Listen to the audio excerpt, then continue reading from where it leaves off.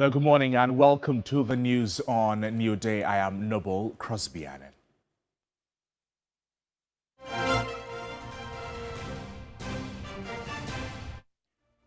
Coming up this morning, waste management companies across the country give government 1 week notice to settle all arrears or proceed on strike.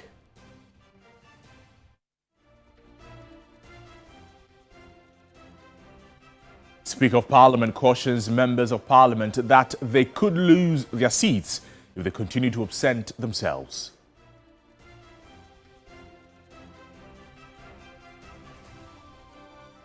Also coming up, stakeholders at a constitutional lecture reignite calls for extended presidential term limits.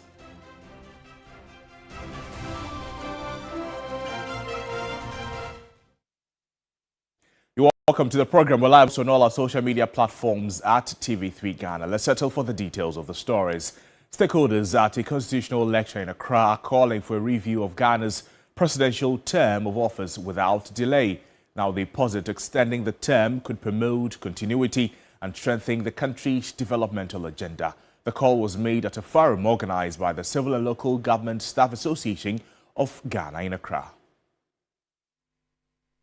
Ghana's four-year presidential term has once again come under severe scrutiny. Governance experts and civil society actors say the limited term restricts long-term development planning and pressures governments to deliver results too quickly. Across the African continent, Ghana remains the only country with a single four-year presidential term, renewable ones. Experts argue that this structure slows down national progress and weakens policy continuity.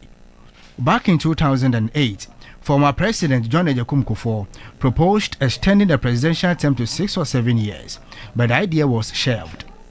Now, more than a decade later, the proposal has resurfaced and been submitted to the Constitution Review Commission for consideration. In South Korea, the Prime Minister has no set terms. And honorable men and women, this is also the constitutional framework that we created at independence. A prime ministerial system where we reward the best leaders on the basis of performance. And we do not sack leaders on the basis of having served 1 term or 2 terms. But persons or leaders were rewarded on the basis of performance. As we speak now, Ghana has got the shortest term limit for the presidency system across the entire Africa. It's only in Ghana and Nigeria where the president is given 4 years to produce magic. A former head of the civil service, Nana Ejekum Jamina, also backed the call, saying a longer term would promote policy stability and reduce political interference in the civil service. There are chief directors who've gone through due process. They have passed the interviews. They have not been posted, and there are people occupying chief director positions who have not gone through due process. I don't think that's a matter for the president. It's a matter for the Civil Service Council and it's a matter for the Public Service Commission to deal with. You see, at times we talk of political interference and we put you all to the front. What are we doing about that? Executive Secretary of Clocksack, Isaac Bampuado, expressed concern about the current system where public sector chief executives are appointed solely by the president. President Atamios, the High Court told him, you have no right to dismiss any civil servant. Odum, and this thing. They told him, yes, with all due respect, Mr. President, you cannot dismiss any civil servant. 195 says that you appoint or act in accordance with the advice, not your personal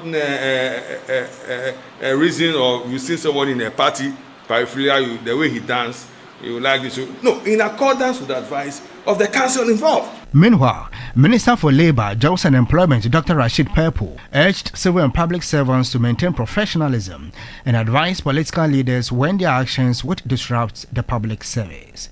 There must be fear in the minister to avoid causing trouble. And the person to do it must be the civil servant. Let them know their limits. Don't impose on them things they can easily avoid. This issue about a minister is found to do ABCD is because the person to guard him is complacent himself. Other speakers at the event, including the Deputy Chief of Staff, Nana Bampuado, emphasized the need for a strong, politically neutral civil and public service to drive Ghana's long-term development goals. There was a committee And I know the Chase Union Congress had a representative on that committee, and also the Public Services Commission and the Civil Service. So that committee came up with a memoranda which has been submitted to the Constitutional Review Committee on some of the issues that are being discussed presently. Let's take you to Parliament, because the Speaker of Parliament, Alban Gbagwin, has directed the clerk to Parliament to maintain detailed attendance records of members of Parliament to facilitate disciplinary action against those who are habitually absent without permission. Expressing his displeasure over the growing trend of absenteeism among lawmakers, the Speaker cautioned that MPs who fail to attend plenary proceedings risk sanctions, including the possible loss of their seats. Before usually I commence proceedings, I always take account of those present. I'm not happy with the situation. I did indicate from the very beginning of this meeting that I have the records of attendance for the first meeting and the second meeting. I decided for good reason not to publish them, but to give you the last opportunity.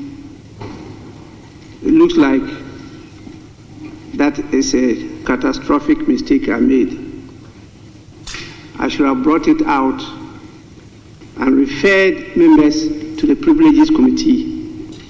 I thought that was not a good way to start this third meeting. But it's like that's encouraged members not to be present. I'm saying this for the last time.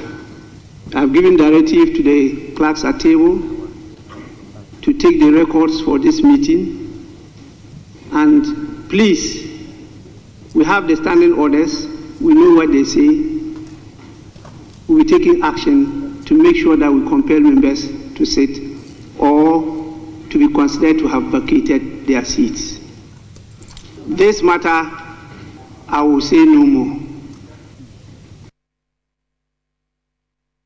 And away from that, the Environmental Service Providers Association, they say they will embark on a nationwide strike beginning November 7 in protest of government's failure to pay them. Speaking to the media, the Executive Secretary of ESPA, Amoforienfi, said that service providers were on the verge of shutdown due to the mounting financial pressures. We call on the government to, as a matter of urgency, make payments to avoid a shutdown by the 7th November 2025. We therefore appeal to the government for the immediate release of outstanding payments owed to all waste management contractors by the 7th of November 2025. Without this intervention, service providers may be forced to suspend operations nationwide. ESPA regrets to caution that several landfills and treatment facilities across the country may face imminent shutdown. Such closures will disrupt waste collection services, threaten thousands of jobs, lead to public health crisis, and reverse Ghana's hard-won progress in the sanitation sector and environmental protection. And now, Ghana's healthcare data system is undergoing a major overhaul as the Ministry of Health has introduced a new digital platform to replace the $100 million long troubled lightwave health information management system. Now, the move comes as the Health Minister, Kwabena Minta, publicly accused the system contractor of underperformance and potentially blackmail.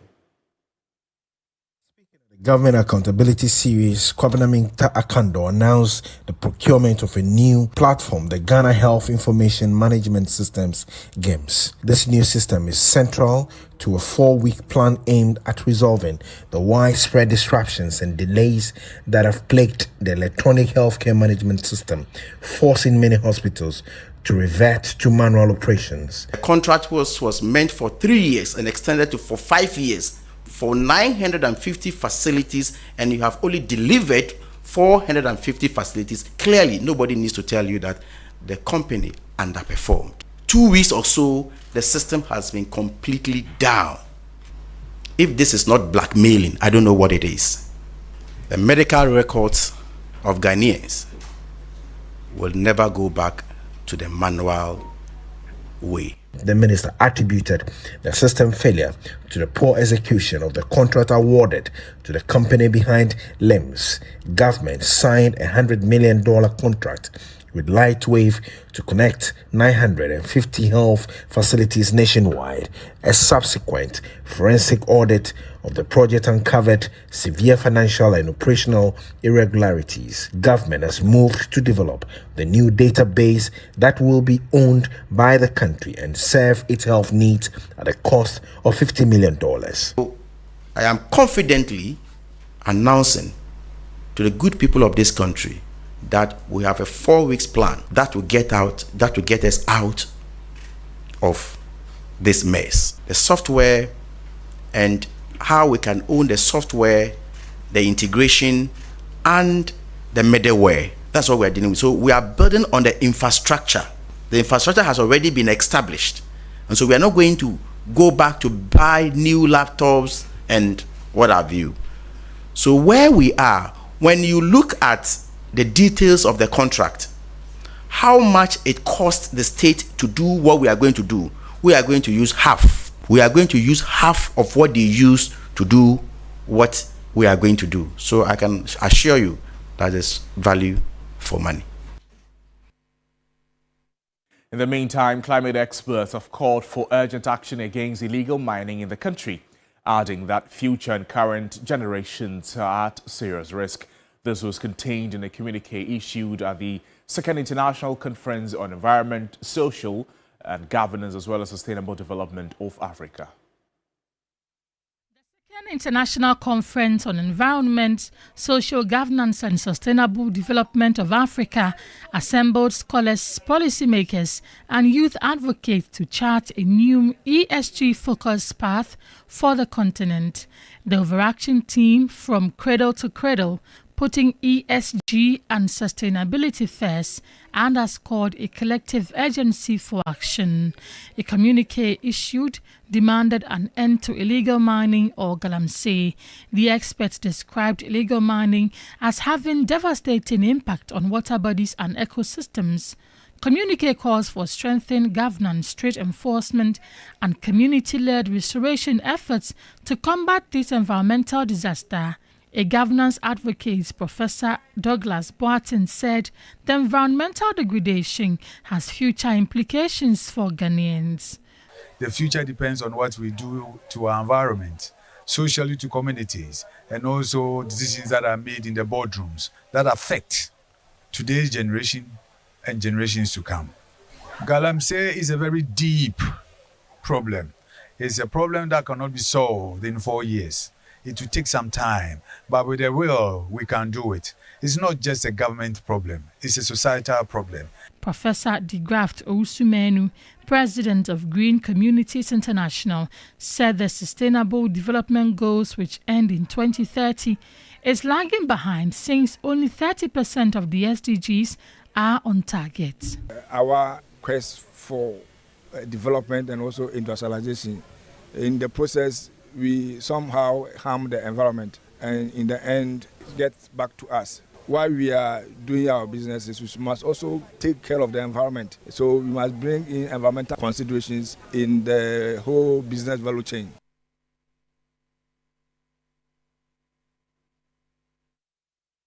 To the courts now, as lawyers of the former National Signals Bureau director led by Samuel Atachi have expressed disappointment over the decision of the Supreme Court in the criminal trial of Kwabena Edu-Boahen. The Apex Court, they unanimously dismissed the application to prohibit the trial judge from further hearing the matter. Lodu Asari reports. Lawyers for the former National Signals Bureau director filed the application to remove the High Court judge Justice Eugene Yedunyante, from further hearing the case, citing bias. In court on Wednesday, October 29, lead counsel for Edubuahin, Samuel Atachia, argued on the grounds of allegations that the trial judge blocked the disclosure of exculpatory evidence, took special interest in the matter by hearing the matter from 9 a.m. to 4 p.m., and allowing the Attorney General to decide the timelines of his decisions. But Deputy Attorney General Dr. Justice Remsai counter-argued that the defense lawyers had misunderstood the facts of the case and was misinforming the Apex Court. He prayed the court to dismiss the application after noting that no evidence had been put before the Apex Court to satisfy the grounds of bias. The 5-member panel of justices chaired by Justice Avril Lovelace Johnson in a unanimous decision held that the application was without merit and did not meet the threshold for prohibition of a trial judge. Samuel Atachia spoke to journalists after proceedings. I'm disappointed but not discouraged. We'll see how the case will travel. How does it feel going back to the same court that you... It doesn't move me at all.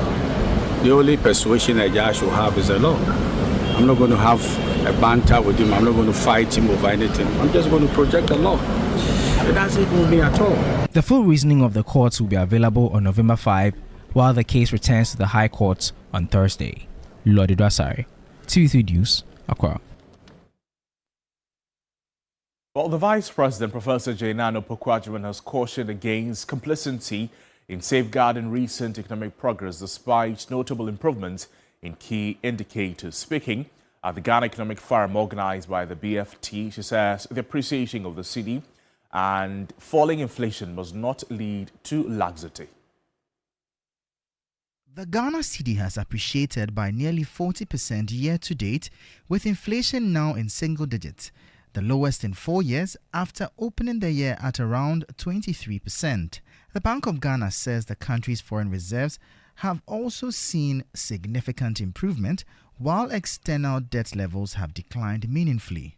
However, the central bank maintains that the next phase of Ghana's economic recovery must focus on boosting domestic production and adding value to raw materials. Production or productivity is crucial in safeguarding both the value and stability of the currency. Indeed, stability without production or productivity is hollow.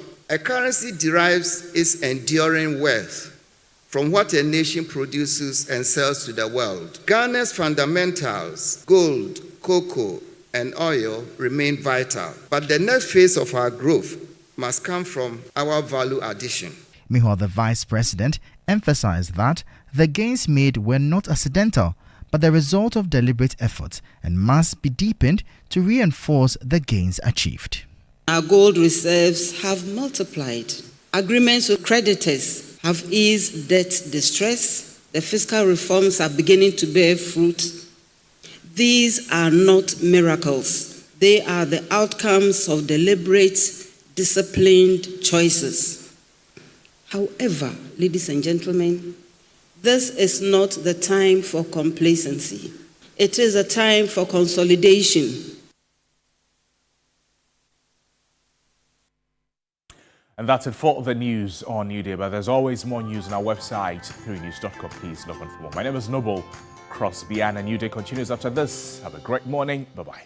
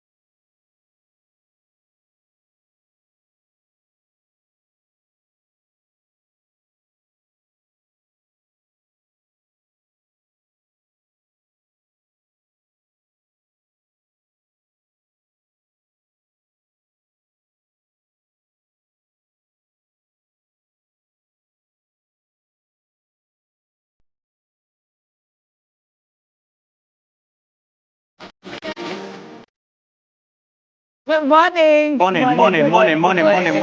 How are you all? Very good. I'm blessed and highly favored. How are you, Roland? We are blessed and highly favored. You know, I like when you wear pink, right? Have I told you? No. Real men wear pink. That's what they say. Yeah, real men wear pink. That's what they say. I love the outfit you got. Yeah. You're missing your hat. Is it a hat or a beret? It's called Dapila in the band. Dapila. Dapila.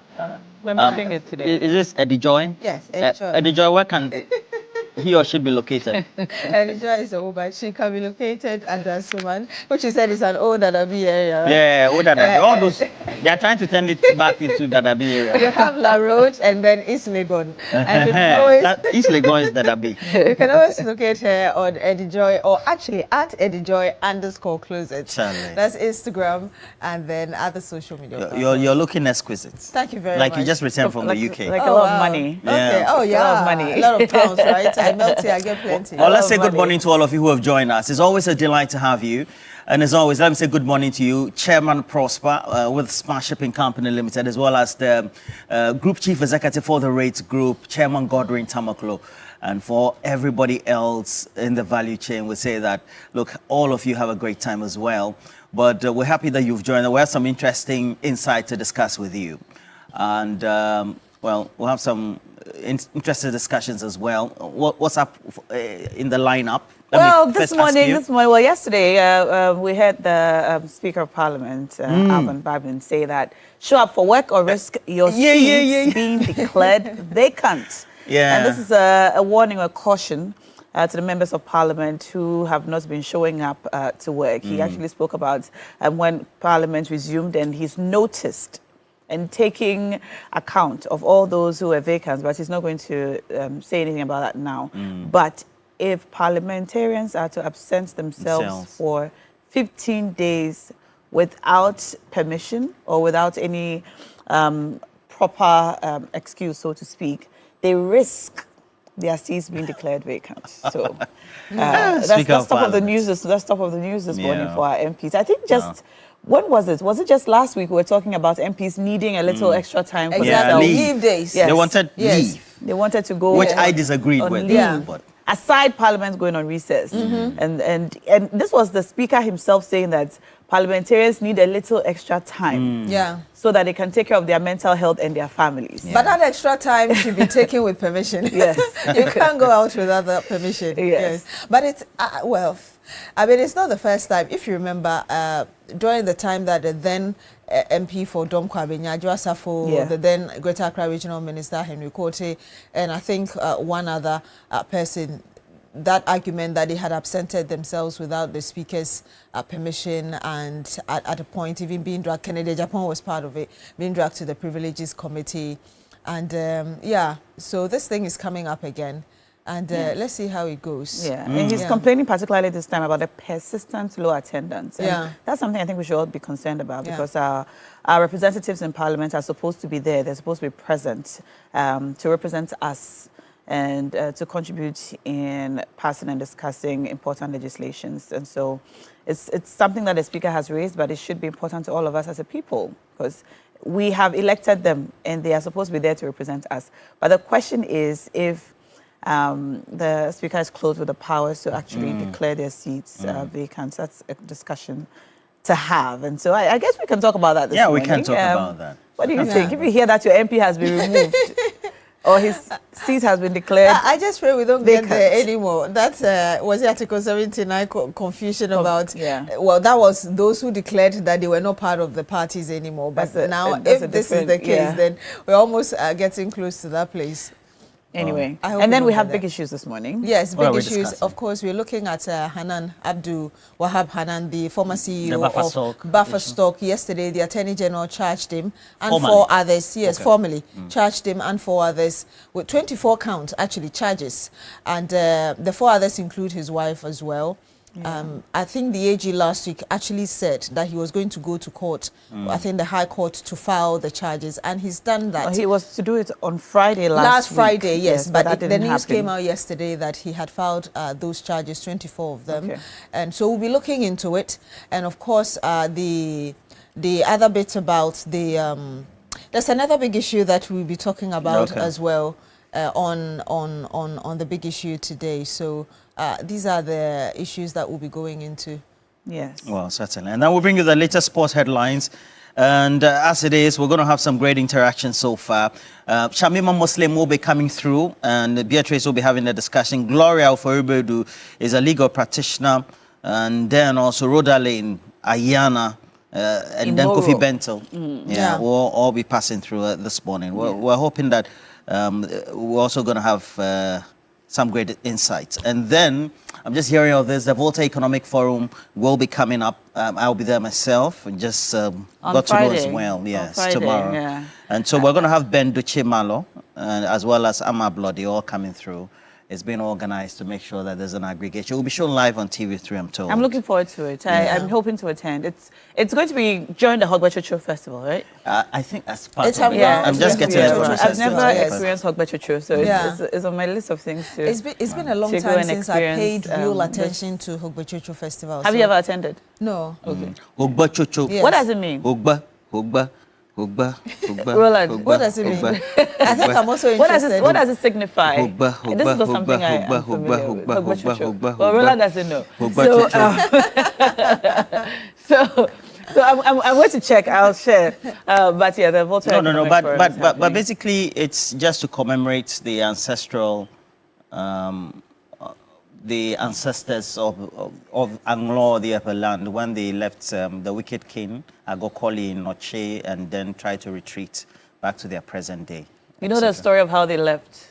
No, certainly. They walked backwards. Yes, backwards. To trick the... So as part of the festival, you find that there's simulations of that as well. Yeah, okay. Yeah, so the Hogbechocho Festival is the annual celebration of the Anglo people of the Volta region.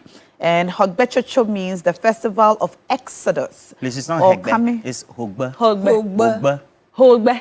Hogbe. Please, watch my lips. Hogbe. Hogbe. Hogbe. Hogbe. Hogbe. Hogbe. Okay. Okay, so it commemorates the historic escape of the Ewe people from the tyrannical ruler Togbi Agokoli in Notie, which is located in present-day Togo. All right, so the Volta Economic Forum will be happening along the lines of the Hogbechocho Festival. You should do a play on their escape from the wicked king. I've seen a dance performance of it. If you have time. Maybe you can do a musical. Yeah. I would love to see that. Yeah. Perhaps after try to do a screenplay for the modern day. Won't be bad. I'll go check it out. But for now, let's come back to the matter this morning. We're throwing the question to you. What do you make of the Speaker's pronouncement or caution to members of Parliament that if they are to absent themselves from the House for 15 days consecutively without reason, they risk their seats being declared vacant? All right. We're going to activate the phone lines in a minute. There's also an ongoing discussion about the term of the president. So there was a forum that was organized. Yes. We're told that it's part of the many other thematic themes that came out. But obviously that they would want the term extended, not necessarily that an additional term for an existing president who had run 2 consecutive terms or had 2 terms. So the term should be, but it's a conversation that is not of today. It started during the period of the Kufuor administration. And I remember there was a particular day that we went to cover one of the events. I think the president at the time, President Kufuor. It was actually his last State of the Nation address. Then he said that based on his own assessment, a 4-year term for a president was not enough because, Nigeria has 6 years. No, we are the only countries, Nigeria that have 4 years with 2 terms. So I remember Obasanjo also had been advocating that as well. And so if you have a 6-year term for a president, the belief is that you will be in a position to put the good mindset you have by way of what is translated in the manifesto to undertake. But the point is, my position is looking at our state of our politics. and the way we do the winner takes all. You can imagine if a president has 12 consecutive years, he will collapse the opposition party. Yeah, and also it can easily happen. I mean, we've seen that on the continent. Let's examine whether or not these years really help with development like people are asking for. South Africa has 5 years, Cameroon has 7 years, and we know that Paul Biya has actually gained another term. He's already in his 43rd year. Yeah. Have we seen development across the country? I think that's something that we'll be delving. Actually, that's the second issue that we'll be delving into as well. And the question was that, is a 4-year term enough for the president to actually do, they use the word magic? Is it enough time? Is the 4-year period enough time for the president to make substantial improvement in the lives of the people in terms of development and so on? I mean, from where I sit, I would say it's debatable. But you've had a former president, John Kufuor, experience that before, and he thinking that is not enough. So sometimes they say that when you're not in people's shoes, you may not. Have we had any president say it's enough? Can never be enough. It can never Even be. Paul Biya thinks his term is not enough. Yes, which is why he went again and has won. He's 92, right? Yes. All right. So we'll see how that goes. So I guess we have to ask the question. These elections are democratic, right? Yes, they are democratic. They're supposed to be democratic. Yes. So we'll ask you for this morning segment, what you make of the speaker's position that the absentee MPs should be punished because they risk losing their seats. That's what he said. And subsequently, maybe you can have some additions as well, whether LGBTQ bill should go back to Parliament as well, and then the extension of the presidential term. Should we have, let's say, a president having 6 years for a term? And so if you have two terms, it means that you're 12 years. 12 years to go. What do you think? I don't know. Well, let's throw it to the people. I don't know. To the people. You can call us. Let us know what your thoughts are. But of course, you can also cash out. I don't know. But you put the Hugbe you mentioned, a lot of people are texting power. It looks like we're not pronouncing we didn't get it well. No, yeah. So I have Sherry Giovanni. Okay. Sherry Giovanni is an Anglo man from. Are you from Abo or Fika? All right. So let me know. So Sherry says meaning of Hugbe Chuchu, ho means uproot, Gbe means day. Chocho means crossing. Chocho literally the exodus, rising and crossing of the others from the tyrannical rule of Togbi Agokoli of Noche. Noche? It's Noche, right? And then Dr. Bright Della Glover with the Keta Hospital is also saying... Hey, it's Kita. It's Kita. It's not Keta. It's not Keta. Charlie. As for that one, I know. It's Roland not from the area. As for that one, I know. Because I used to say Keta and Yes, I love the way you pronounce the word. Keta means sand. Keta, so on top of the sand. On top of the sand. That's what it means. So it's Keta, not Keta. Who said? You said I Keta. Keta. Look at you. Look at this girl. Anyway, so Bright Della Glover, Keta Hospital says that waiting for all of you. Zilis Dwayne is also there and says, please tell Beatrice to stop and that you shouldn't bring Gloria Buedu. Oh. All right, we already have a first caller. We have cash out as well. Yes, we because do we're have short cash star out. 439. Yes, star 439 hash. You follow the prompt and you choose your favorite platform, which is right here on TV3. Yes, star 439 hash. You follow the prompt and pick your favorite platform, which is number 2, TV3. Yes, but for now, it's time for This Morning. You're welcome to This Morning.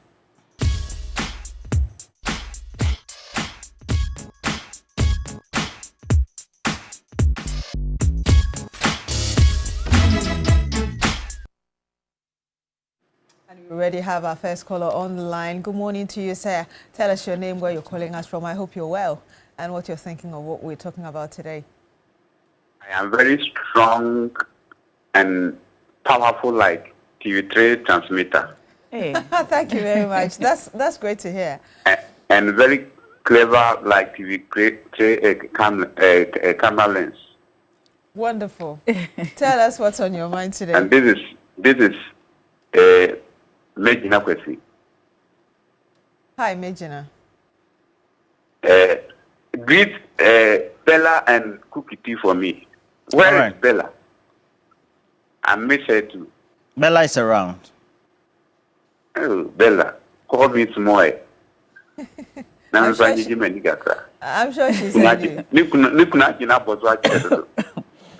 Maybe I'll call it Kawasep. Kawasep, why? Kawasep, what fraud? Kawasep. Yes, what do you think? We are talking about LGBTQ and, of course, the Speaker's warning that if you miss Parliament for 15 days, you have to bear in mind that you risk losing your seat. So what do you think about that? What you have here, it has been long overdue.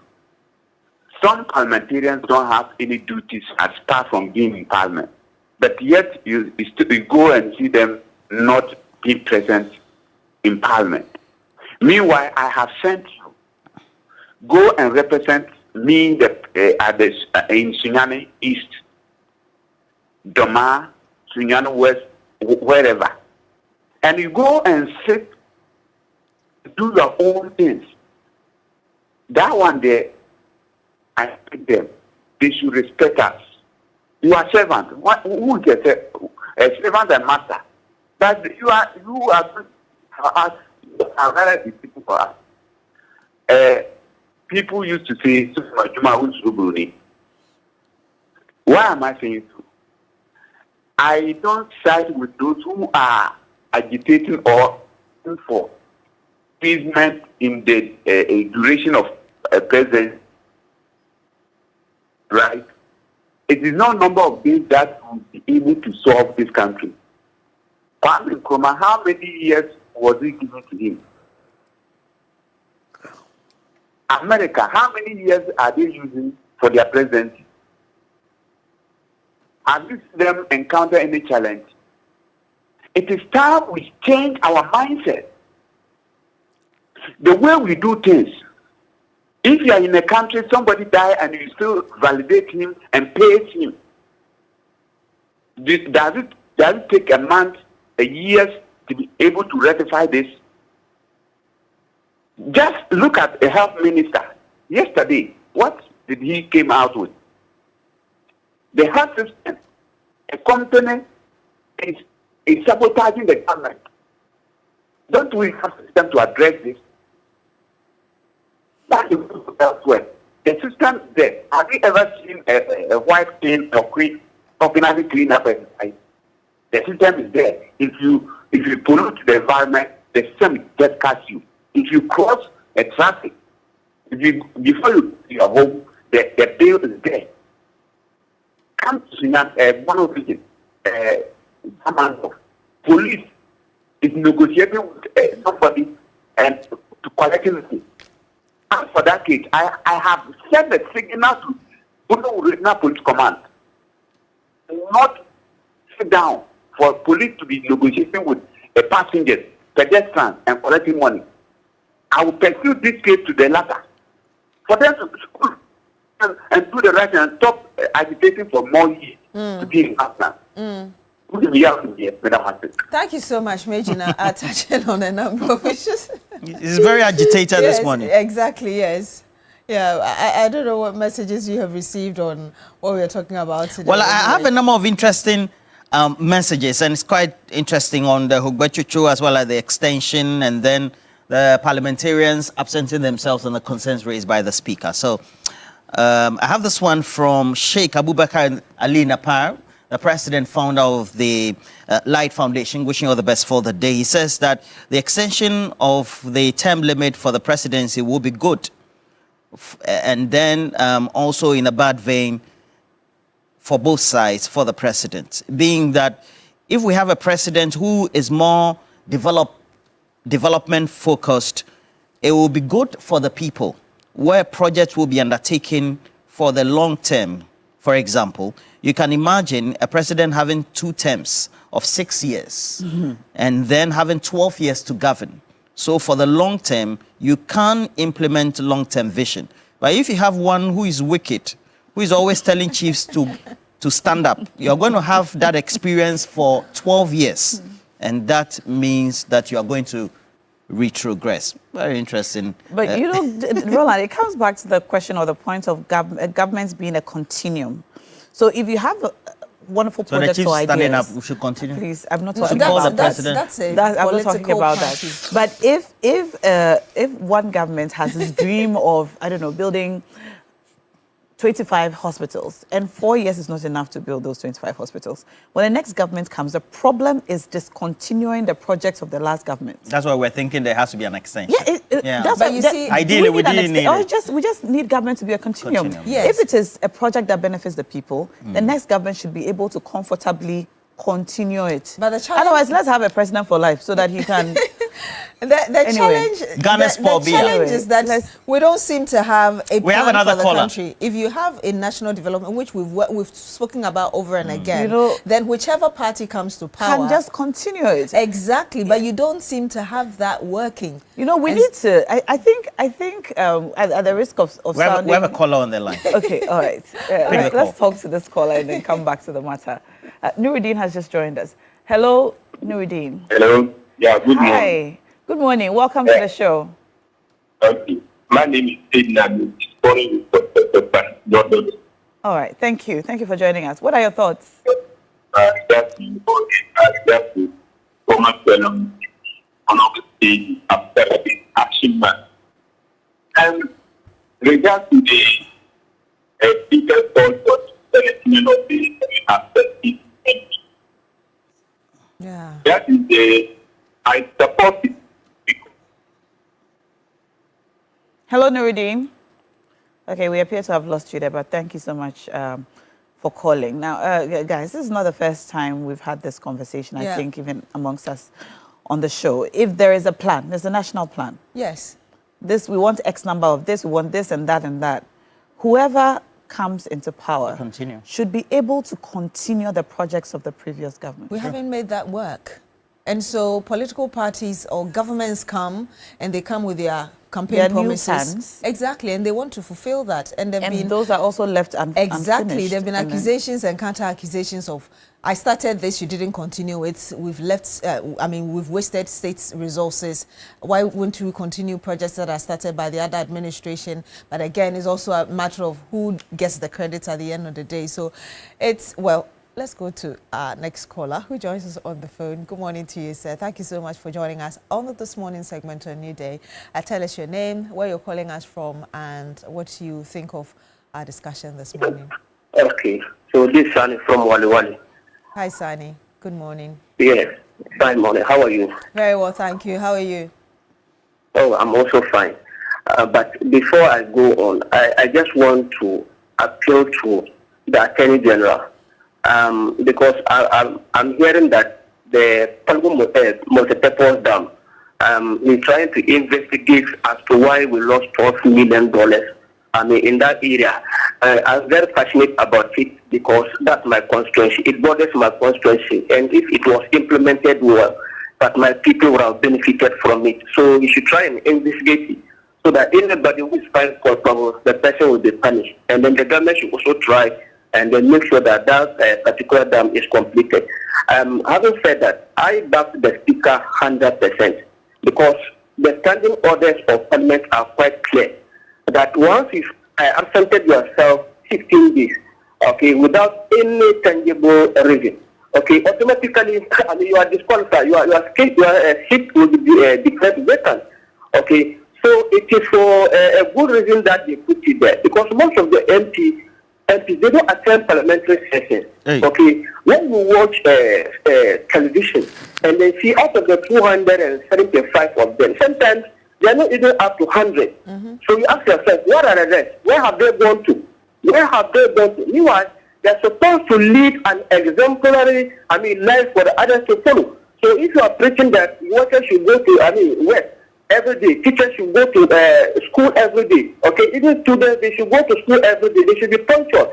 Meanwhile, you yourself, you are not doing that. What are you taking the people for? Okay, so I think that is the best decision that the speaker is taking so that everybody who defaults from it, every MP who defaults from it should be punished. Because when you don't go there, how do you advocate for your people? Your people want to see you there, advocating for development. Yeah, you don't go there.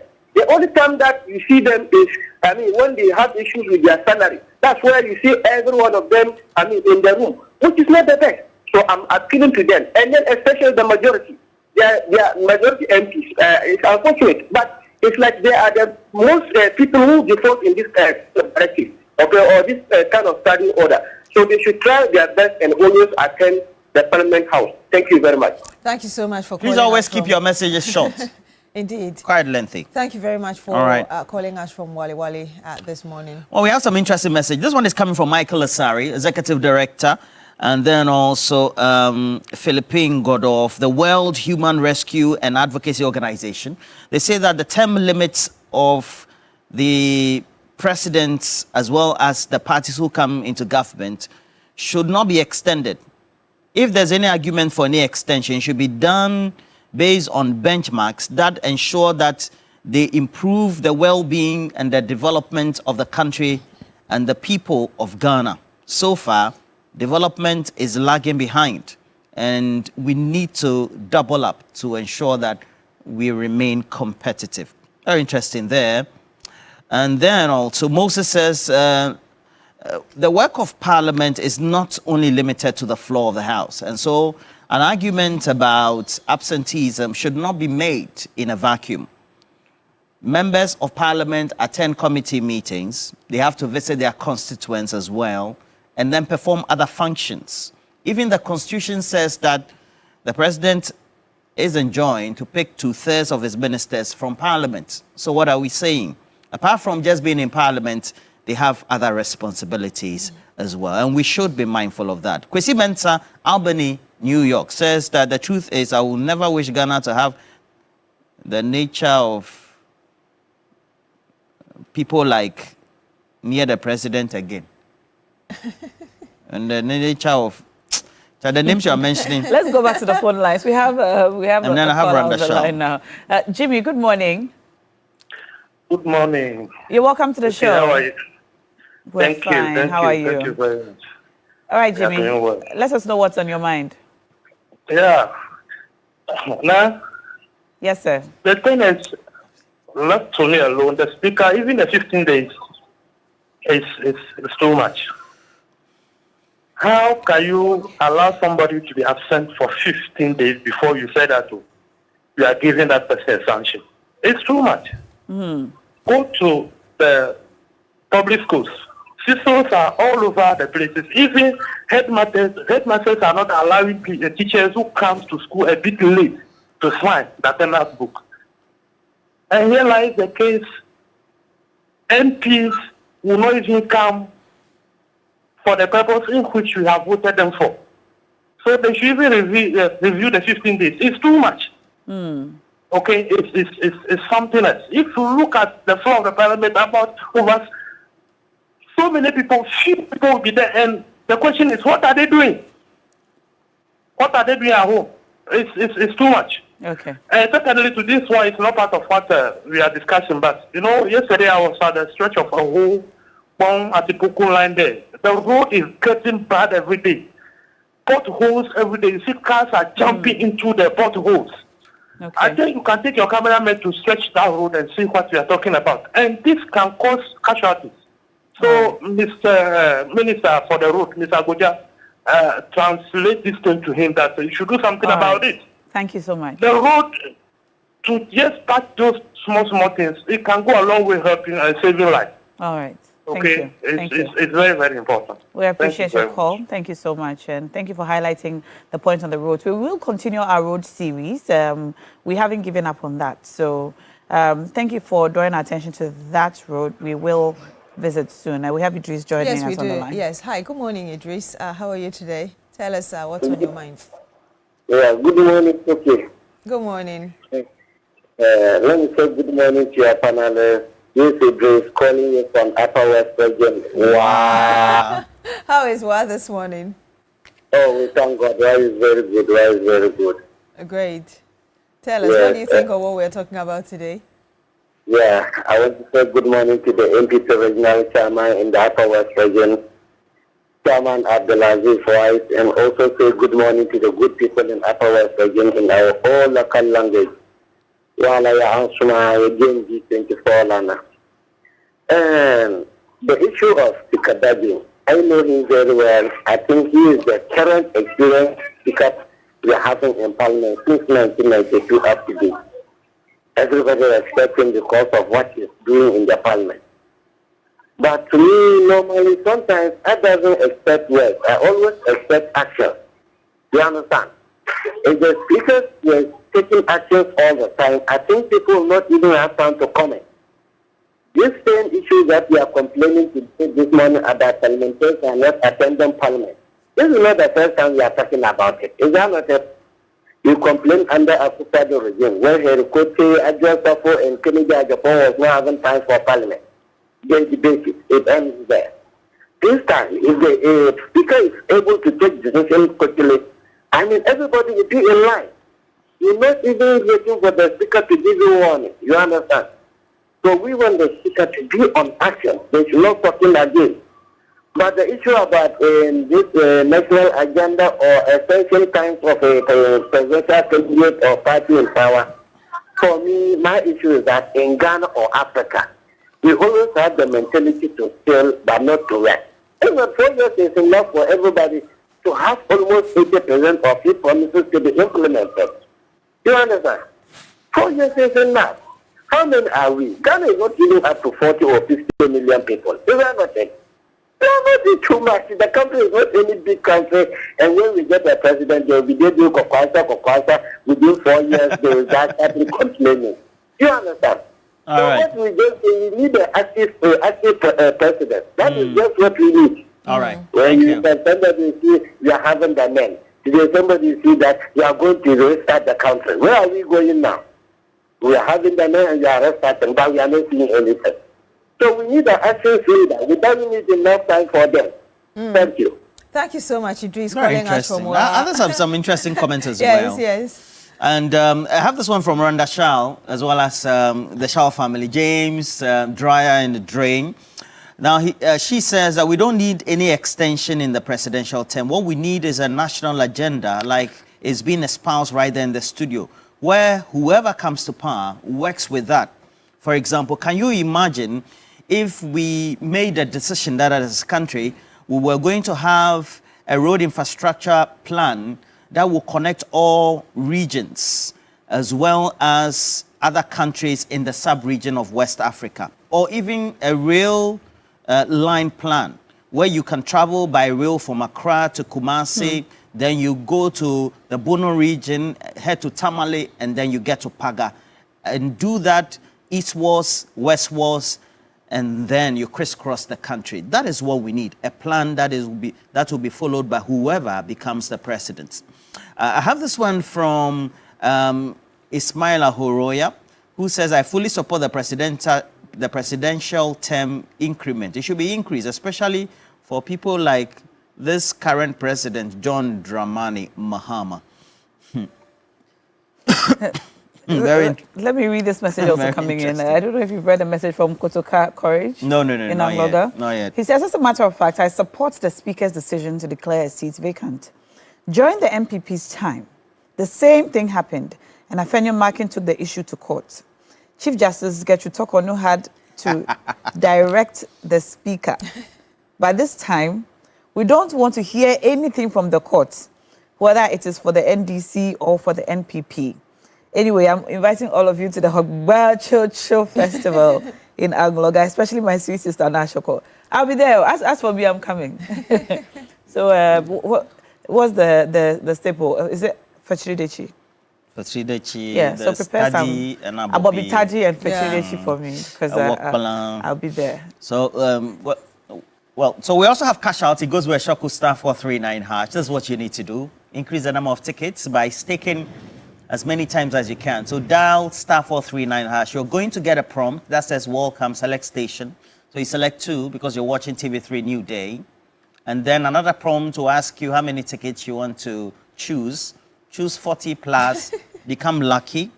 Because, you know, when you increase the number of tickets, that's when the electronic dashboard will have your number. So if your number is 0244515151, you see that it's there. Plenty. But if you just do 2 and somebody does the 41, you see that yours is very skeletal. It's just swimming in the river like that. So Nelson Akotia, do we have another caller? All right, if we don't. Nelson Akotia says the absence of our MPs in Parliament is always worrying. We watch the chamber live. Now, we the constituent voted for them to represent us, but it looks as if we don't matter to them anymore. If they think their personal rounds are more important to them than being in Parliament to speak for us, then their days in the chamber are numbered. We constituents are watching with eagle eyes, and then also has a stake on the presidential term as well. He says it's a good call. And this one is coming from lawyer Ima. Lawyer Ima says that for all the things that need to be done, we also need to take a look at the presidential term. He thinks that, for me, I think it should be even 7-year 2 terms, just like France. Yes. If we have a good 5 years. Okay. He says, yes, if we have a good president, we can go far. And a bad one, too, means wahala for the people. Stand up. Stand up. Stand up. We have a caller joining us. We have a caller joining us. Let's stand up Hajji together. Halima, good morning. Stand up. Let's stand up together. Hajji Halima, good morning. Good morning, my sister. This is Hajia Halima, Yes, the freedom fighter from Medina, the voice of the Medina MP, and the voice of the newly appointed Hajj Board Chairman, Alhaji Rauf Tanko. May Allah be with him. Allah be with you too. What's on your mind? My sister, first and foremost, I hear you discussing about the presidency should be, the term for the presidency should be extended. And I heard someone send a message, and I'm very, very, very happy with the message the person sent. If we extend the tenure of every presidency for even 20 years, blacks and Africans, it will not be enough for us. Yes, because, you see, when you get a president who will tell chiefs to stand up and greet him, it means we are going to face a tyrannic type of governance in Ghana for 20 years. So that one is not the issue. The issue is, as today, we have a good government, His Excellency President John Dramani Mahama, who is resetting this country to make sure the country is united and developed. There should be something in our constitution that will force every president, if you come, and you see that John Mahama have done it to a certain stage, continue from there. It is a must for you to continue.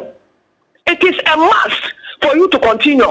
Don't come and paint walls and give them names. No. Like some people did it in one district, one factory. Not painting. Okay. It should be something that I can see. It should be something that is real. It's in town. People are seeing it and it's working. But if you give somebody 20 years and the person continue painting things and naming them, removing placards on hospitals and putting their own placards there, and changing universities' names into their family names, it will not lure us anything in this country. So what Hajia, I'm telling thank you. the Hajia, thank today, you, Hajia. Hey, Hajia. She's actually laughing about it. She says she's a freedom fighter. Yeah, she's a freedom. Yeah, she's a Medina freedom constituency. fighter from Medina. Thank you, Ajia, for calling. I'm happy when the women call. So we don't often have them, actually. I beg your pardon? We don't often have women Yeah, we calling. don't often have the women calling. They don't like talking about the politics, social issues, and the economic issues. For calling us. But away from this, Roland, yesterday we saw a video surface on social media. Yes, a soldier. Yeah. We were told. William Mensah. Yeah. Beating. I've seen it. It's went into a pharmacy shop. A pharmacy, really. It's a shop. Yeah. So we're told that he wanted a refund of 65 Ghana cedis. As a result of that, got annoyed and beat up the attendants, the supervisor and the attendant. And the guy said, the other guy, big guy, where the soldier can you see how tall he is? Soldier, this one be proper soldier. No, but He just began to attack the lady. Yeah, and she actually came back with her shoes off. And we're told the gentleman is called William. Yeah. Oh, yes. And then this is when he began to slap her and beat her up. and she tried to get away, but she came back and tried to defend herself or throw her shoes at him. Yeah, this is very unfortunate.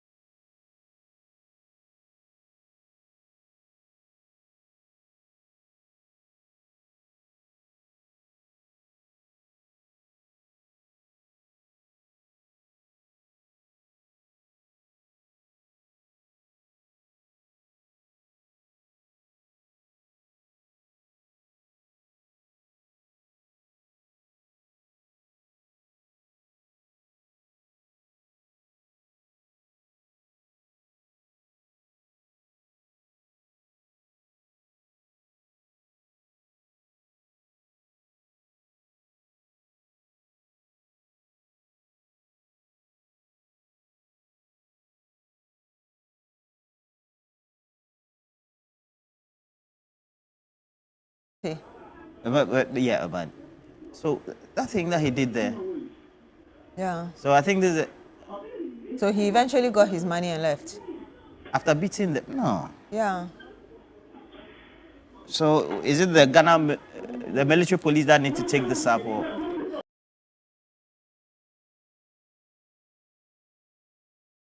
Well, I know that. Charlie, this is an assault. Yeah. Okay. I think it's a criminal. I think the Ghana Police Service should take it. Well, somebody also said that the pharmacy could be also located at Chimotamo. I've been buying from there. Oh. I don't know. Chimotamo pharmacy way smaller. But I think since he belongs to the army, they also have their own internal disciplinary measures when a soldier is caught misbehaving, if indeed he's part of the army. So much aggression. And Over this man is a man in cities? uniform. As in, he's supposed to be, Yes. alleged to be a soldier. Someone who's supposed to actually Charlie's son, the man. safeguard. Yeah, and the way he even beat up the lady. Yeah.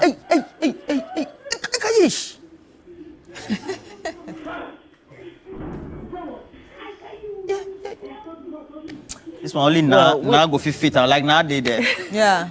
After a good training, I will wait run now for my come life. to the place.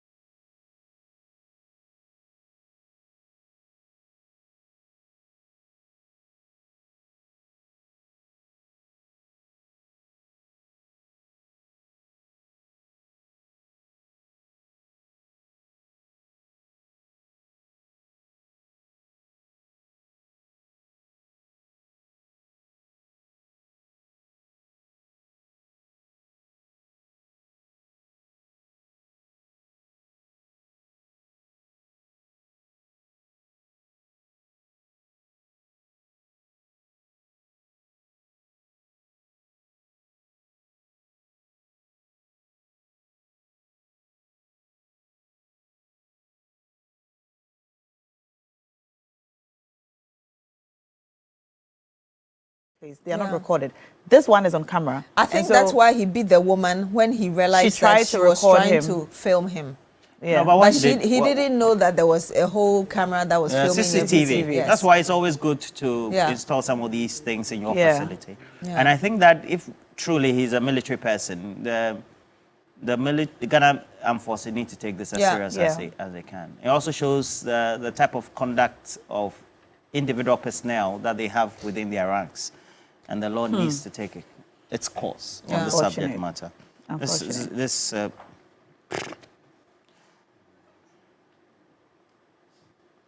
beating people because of 65 cities. Yeah.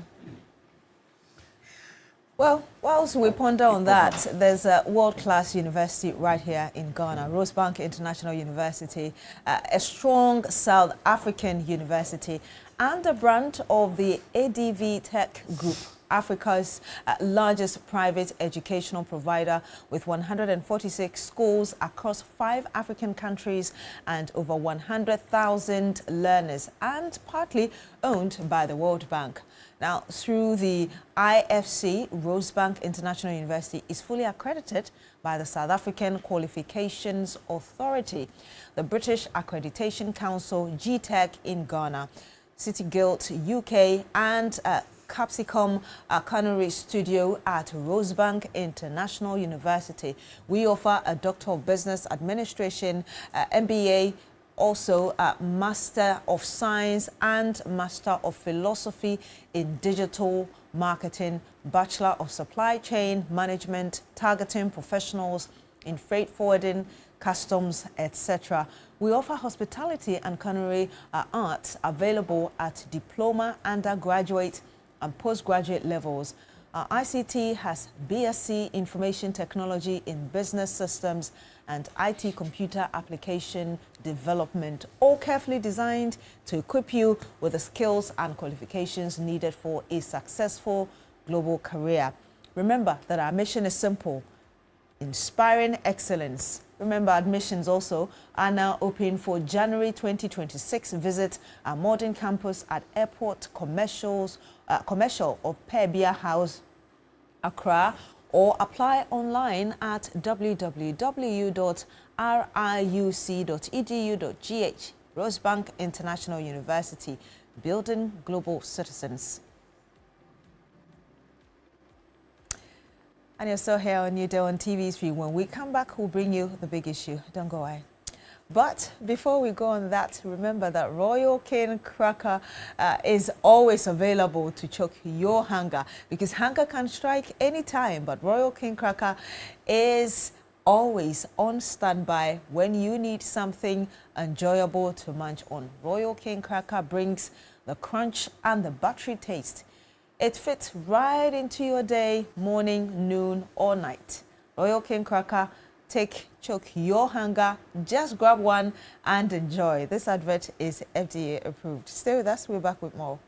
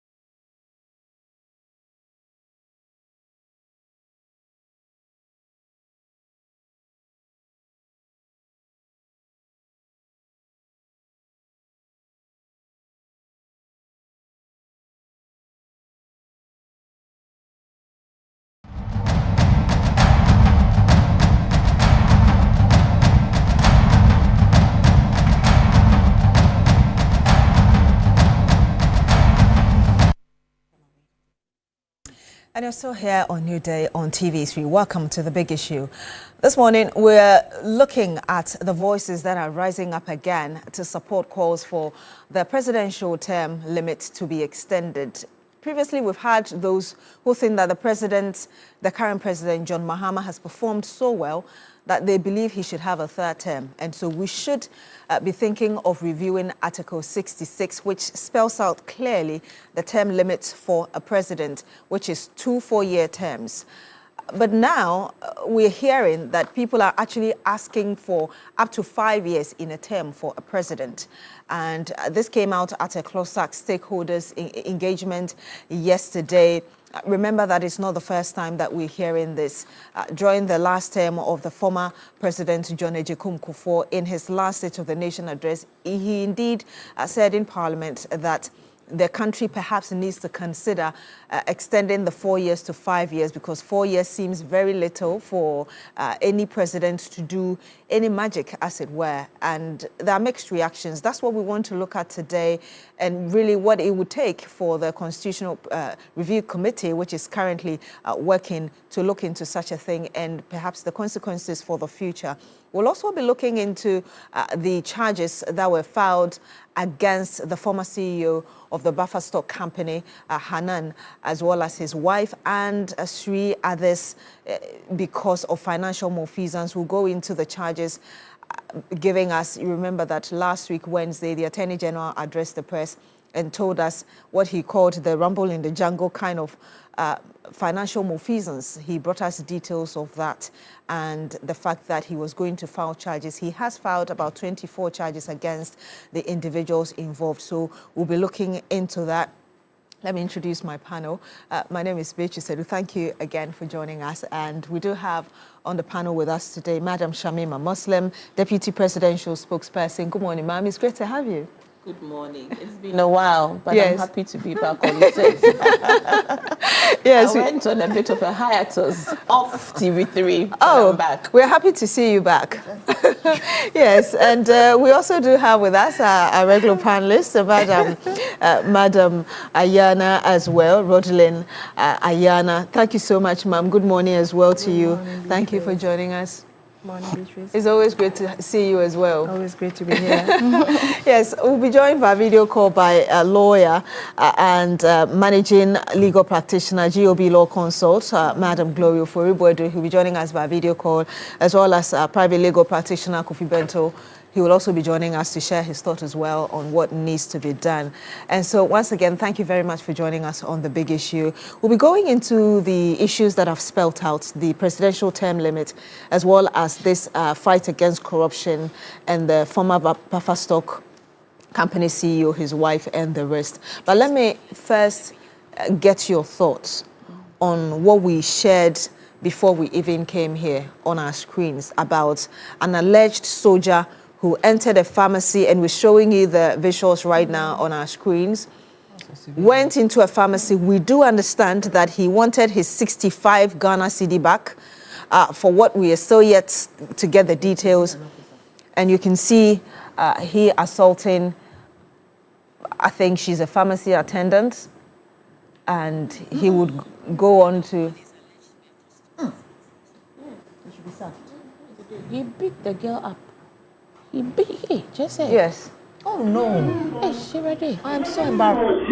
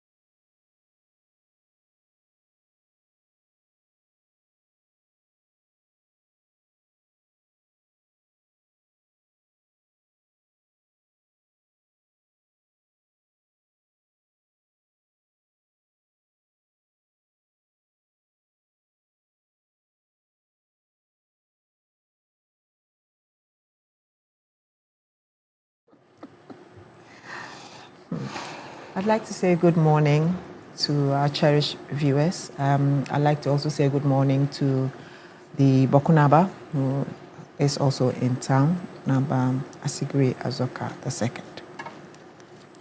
Beatrice, I feel so bad. I don't know how we got here for a person who's supposed to be disciplined, a member of the Ghana Armed Forces, to behave this way. I don't know. I just can't believe that. But thank God he was not in uniform. At least, so I can call him a civilian because he was off duty. So he's a civilian. But to think that he came from the forces is very embarrassing for the CDS this morning and for the Ghana Army commander this morning. I think that we've had problems with the military of recent. We've had cases where they've fought other security officers, policemen and the likes. And we've had cases where they've been involved in robberies with other people. These are all things that were out there, not concoction. And then you begin to think and ask yourself how they are being recruited these days. So it's not surprising that the late Defense Minister Omani Boama was not happy about the recruitment of army officers and men who he felt were not qualified. Some did not go for training, some didn't even have medicals, but they found themselves into our system. I think that this issue of just carrying numbers into the forces must stop. We must begin to know that the armed forces is a specialized unit. It's not just like anybody. They are trained to kill. And for people like that, you need people of a certain mindset, and they must have certain qualifications. But it seems we have just been parking the military and the police and all the other security services with party men and women. And these are the results. If you look into this person's background, you might come to realize that he didn't even go maybe through the service. Also, we must also start looking at the service with another eye, because you see, the Ghana Armed Forces for me has really, really gone down. I was at the 37 Military Hospital, and I think that we should change that name. It should not be 37 Military Hospital. It should just be something hospital. It shouldn't be something that would say it's for the military. It's not. This is not the Ghana Armed Forces that I knew. I married into it. I stayed into it for 21 years. So I know what I saw from the 60s, 70s, 80s, 90s. This is not the army that Ghana has that we're so, proud of. That we go to the UN, Operations Peacekeeping, and everybody's like, oh, Ghana Army, Ghana Army. This is not the type of Ghana Army that is out there. And I think that we should remove politics and leave the system, leave that organization to function. Because this whole issue of always meddling, in the affairs of the military is what is bringing out these people. And look, it will surprise you that some high up somewhere will ring and say, oh, this person should not be court-martialed, this person should not be sacked. Those kinds of things. Because right now, I don't know his ranking. Well, we've had the military, anytime we've had an officer or a soldier misbehave, quote unquote, we have the military say that they would take disciplinary action without fear or favor. They do. Is there still a possibility within the military where... Oh, yes. Aside from the commander of the Ghana Armed Forces? In times gone by, there have been cases where people have gone scot-free because some high-up calls and say something. So maybe they'll just transfer the person to somebody else, post the person somewhere else. But all I'm saying is that it's about time. When I see this, I just ask myself, this is a person trained to kill. And you can see him in Rambo style, throwing arms and throwing things and that kind of thing. How do you expect a civilian to team up with a military man? It's impossible. But you see, and it's impossible not because you can't do it, but because of the fact that he's a military person. No matter what happened, if they owed you 65 Ghana cedis and they were not paying, you could have reported to the police that they had defrauded you of 65 cedis or whatever, but not take the law into your own hands and then deal with them this way. So my final submission is that we have to sit up with the military, and then this person must be punished severely. This person must be punished. Madam Mashramima Muslim, what's your thought on what we've just seen? Well, I agree to what my sister has said in terms of finding out the culprit and truly punishing the culprit to, again, remind us that these kinds of actions are unacceptable. I want to explore a different angle of temperaments and then anger management, and how and why the former director, I don't know if he's still the director of the Accra Psychiatric Hospital, says that we're all mad men and women walking the streets. No, he's left there a long time ago. He's left, yes. Right. Because you see, the whole debate about mental health is a very serious matter, because these are not just random actions. They are manifestations of the emotional states of individuals who are unable to manage frustration and anger at a point of trigger, whether there's a justifiable cause or a non-justifiable cause. And for it to be happening, within the service, where sometimes we see such levels of brute force being meted out to other civilians, I think tells of some of the challenges in the training model. And I think, again, that's what the late Omani Boama tried to do when he communicated that we were even reviewing the training for our, armed forces, because you must have the right temperament. And people's temperaments can be assessed. And so through the assessment process, we must know who can be calm even in the face of, severe with provocation, and who does not just have the temperament to be in the armed forces. Party people are citizens. Party people can become members of the armed forces, but party people without the right temperament should not go anywhere near the armed forces and should not go anywhere near, holding arms, because who knows what you can do with arms, when you become, angry or triggered. So again, these are some of the signs that tell us that when we say we need to review who gets to, work in the armed forces, these are some of the examples. And to be fair, it's not just them. It is the generality of, citizens and how people manage, their emotions and anger. And so perhaps it's time for us to continue the conversations around mental health and to offer people help and therapy.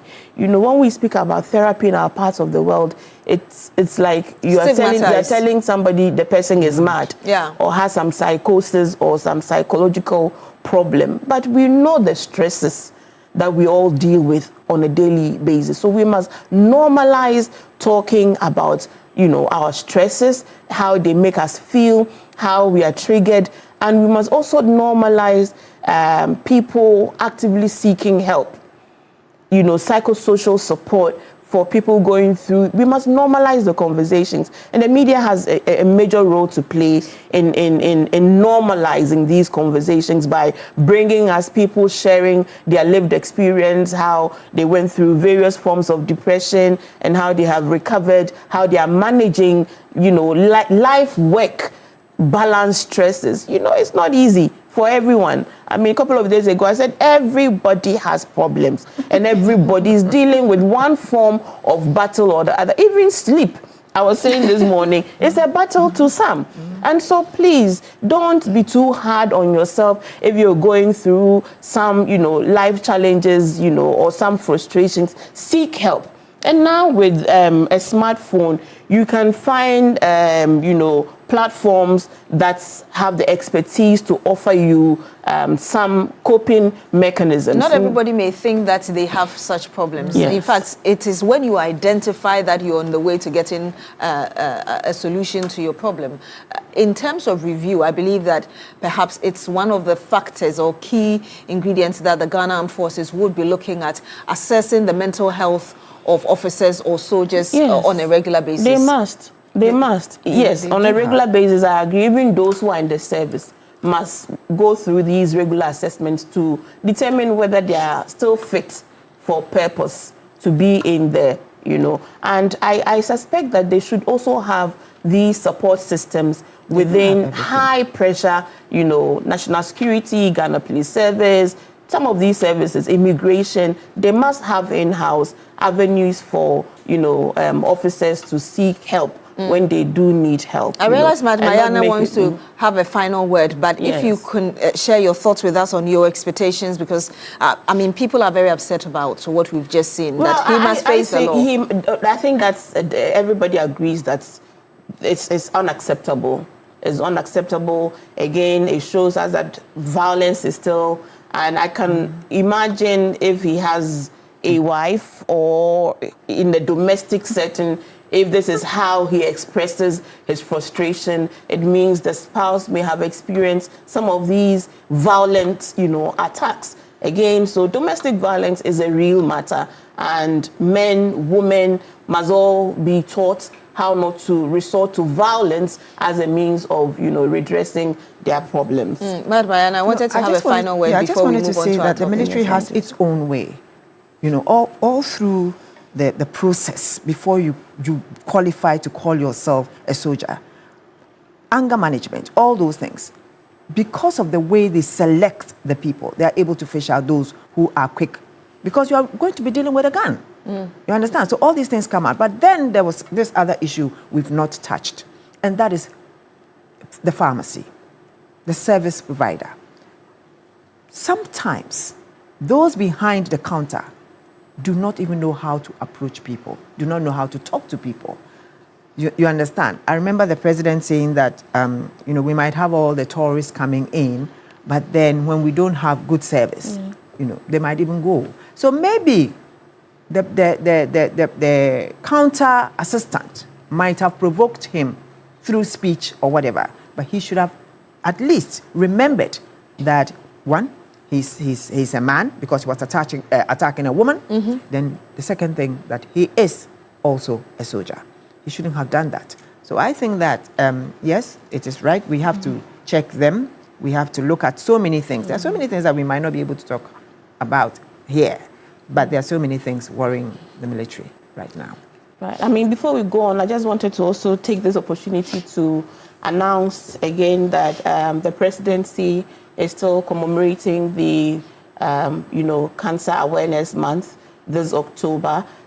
We've been running a free screening clinic at the presidency, and tomorrow there's going to be a forum for all the women at the presidency, where we would have a health talk and also have some experience sharing from those who have been, you know, through it, those who detected it early and have survived it, and those who have lost a loved one through you know, the breast cancer. And so we'd like to take this opportunity to invite all staffers at the presidency tomorrow at 9 o'clock at the banquet hall. We will have this forum. And also to say big ups to the Gold Board for the revival of the jewelry industry, local jewelry industry. Former PMMC is now the Gold Board Jewelry Limited. And to promote it and encourage all of us, please go and buy jewelry made right here in Ghana from our own gold resources, so we can support the economy and support the city. Madam Ayana has some comments on that. No, you can afford. We are going to make it. You can afford Ghana Gold, because that is exactly why Gold Board is there. Once we are purchasing, it means that, you know, eventually the final product should be reasonably priced for the Ghanaian. So please, let us buy made in Ghana jewelry. You don't need to go to Dubai to buy jewelry made from Ghana Gold or UK or France or wherever. It is when we patronize these things that we can also strengthen our city. And congratulations to the Bank of Ghana. They held a very beautiful ceremony. The city at 60, the city had gone through a lot. And the vice president's speech about how the cedi has not just recovered but is soaring is indeed, commendable. And so please let us support the cedi and support the managers of the economy under the leadership of the president to build the Ghana that we want, that will prosper all of us equitably and equally. Thank you. Let's continue on the president, but this time around the term limits for the president. And I did say before we started that there have been calls. The calls have come back again with people thinking that the 4 years are just not enough to really allow any president to do, they call it magic. And let me first get your thoughts, Madam Shamima Muslim, because already there are mixed reactions to this very proposal that has come up forcefully. Right. So, democracy, I don't even know. There are so many things to say on this, and standing the risk of preaching, let me say that these conversations are always welcome because our democracy is still in experiment, and we don't ever stop learning. Because once you solve a problem, another problem, I mean, that's what life is all about. We are reforming, we are refining, we are reviewing, we are assessing what works and what doesn't work, and how we can, make this democracy work for the average Ghanaian. I was quite pleasantly surprised that this proposal is coming from Clocksack, and not from any political, quarters that would have then lent itself to all kinds of interpretations that, perhaps they are planning to do something. Again, coming on the back of, recent comments about whether or not the president, Mahama, may go for a third term. He already said he won't. Following people insisting that some group of people, I watched some TikTok video of some, individuals insisting that perhaps President Mahama should go another term. It is not new. Like your report said, former President Kufuor had thought that a 5-year tenure might be a good, start, which means we would have a 10-year mandate for a party that wins 2 consecutive terms. Why that is important is that longevity is good for the realization of, projects to its fullest potential. And when a party comes into government with its vision, it requires a certain length of time. And we have the benefit of history, the benefit of long history regarding how European nations, powered their industrialization and their transformation through the pillaging of many African and Asian states. They pillaged their human capital, they pillaged their natural resources, and they powered their industrialization with it. That was their blueprint to prosperity and development before they became democratic nations where elections were now cyclical and they were promoting, liberal, ideologies and freedoms, sometimes unfettered freedoms. But when you really look at the blueprint, most of these Western societies that promote unfettered, freedoms and liberalizations also have the most severe forms of surveillance on their citizens. That's one lesson from history.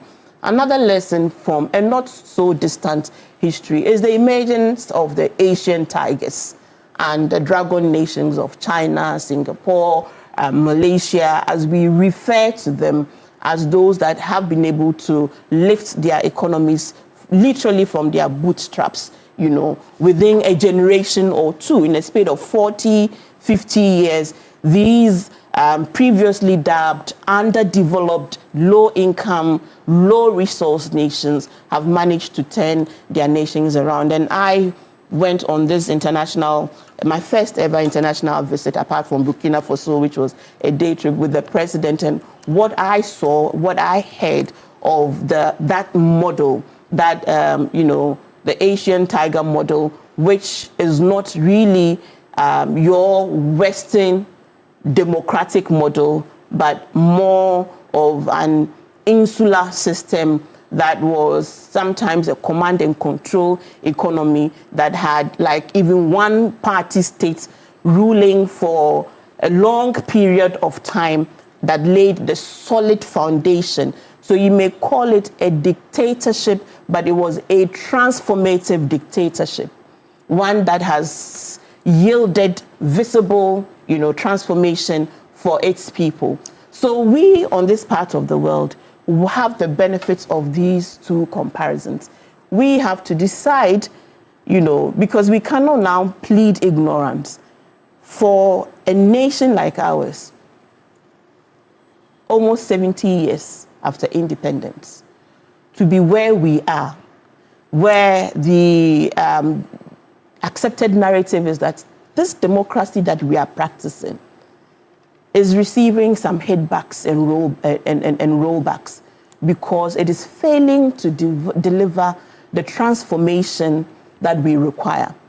At the basis of that transformation is longevity, because 4 years you come into power. I'm sorry, you want to say yes, something? but I want you to land before I come in. Okay, so it is true that the 4-year term is wholly insufficient if we are truly to change the path, the trajectory of our development.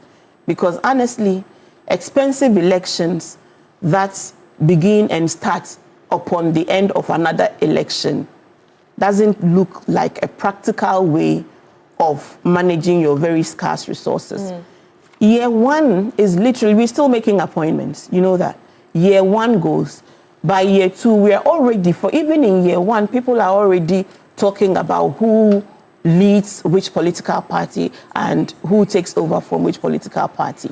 I think that even if we do not want to extend the term limit, we must look at the possibility of allowing multiple, so for example, a candidate of a political party should be able, once the political party elects them to lead, should be able to go more than 2 terms.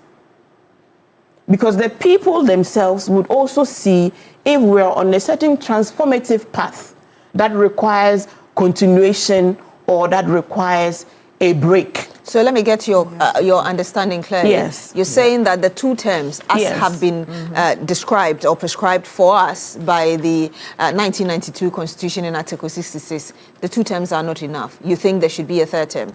I think that if we want to increase the 2-term limit by how many years? Another year. Which is what the Clocksack. Okay. The Clocksack one that we saw yesterday actually recommended 5 years, which was something that the former president then have proposed. 10 years. Yes, if the president gets a second chance at the presidency. Now, the fear of people is that, so if we have a bad president, we are stuck with him for, say, a 5-year period. But the counter to that is that then you don't have to vote for that person for a second term to make it 10 years. So that's However, the practicality of the challenge is that if a political party actually felt that they had a long period of time, possibly, depending on their performance, I think the mentality towards development will be different from one which they feel they have so limited a time that sometimes people decide to misbehave. So my counter proposal might be that allow the parties to decide who they want to lead them, even beyond a 2-term limit. If a party decides to vote Rodaling for 3 terms because Rodaling's vision seems to be delivering results, allow the party to make that decision. And then the nation goes into an election and decides if they still want this party or they do not. So you see, that gives us then, whether we're doing 5 years, that gives us a 15-year mark, or if it's 4 years, a 12-year period, possibly, this is in an ideal situation, that we come into a party or a government that is doing all the right things, So it is an interesting conversation that we must continue to have. And possibly the Constitution Review Commission or committee, I beg your pardon, would give us what their position is based on all of these commendations that have come. But that is how I would prefer we look at it. And I want to come in, but let me let you know that the military officer whose video we just showed you, we understand has been picked up. And so that's the latest information we have. It has been picked up by authorities, and we'll bring you updates as and when we have it, perhaps for questioning and the beginning of investigation. So that's what we are learning, that he's been picked up, and we'll bring you updates. But I want to stay just a bit longer with you, Madam Shamima Muslim, before I come to you, Madam Ayana. You gave great examples of what we've seen with European nations. Yes. You also talked about the Asian countries, yes. And of course we do know it's known that Malaysia, for instance, before it even went on develop to this extent that we're seeing, it learned from Ghana. That country actually learned from Ghana. But the concern is that Africa doesn't seem to have the same, and you talked about mentality, the same path. And so when you open the Pandora's box like that, or you open the gate, you end up having people abusing the system. And there have been so many examples. We see what's happening in Togo for Nyasingbe's family. Recently, there were protests. There were reports of abuse of the individuals who went on to protest because the government was against the fact that they were fighting against the longevity of that family in power. This morning, we're talking about Paul Biya, who is currently in his 43rd year. He's been elected again at 92. And by the time he's done with a 7-year term, he would have spent about 50 years in power.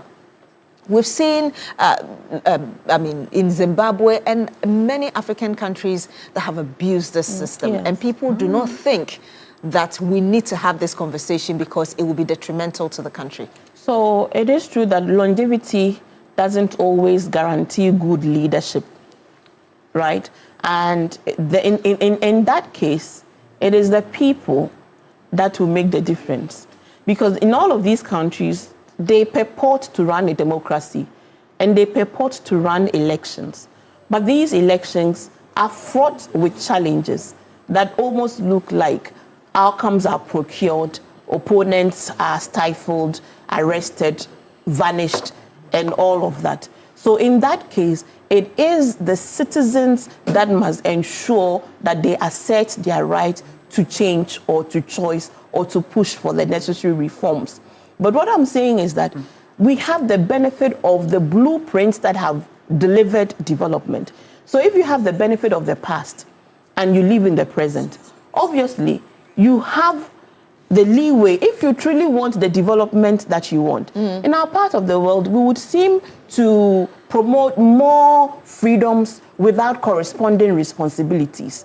We seem to want to enjoy unbridled freedoms and rights and never have a conversation about what responsibility as citizens we must ensure to contribute to the development. We want to look at the price we receive for this democracy rather than the price we must pay to make it work. And we must be pragmatic. I think we must be pragmatic. I think President Mahama is providing us a certain strong, bold, pragmatic leadership, but it means that sometimes there will be consequences to those options. He was in China, and you would see that the president is resetting diplomacy. We are not going to be bound by any historical links to some countries which blueprint is not working for us. We would explore other avenues, like we're exploring, diplomacy with other countries like China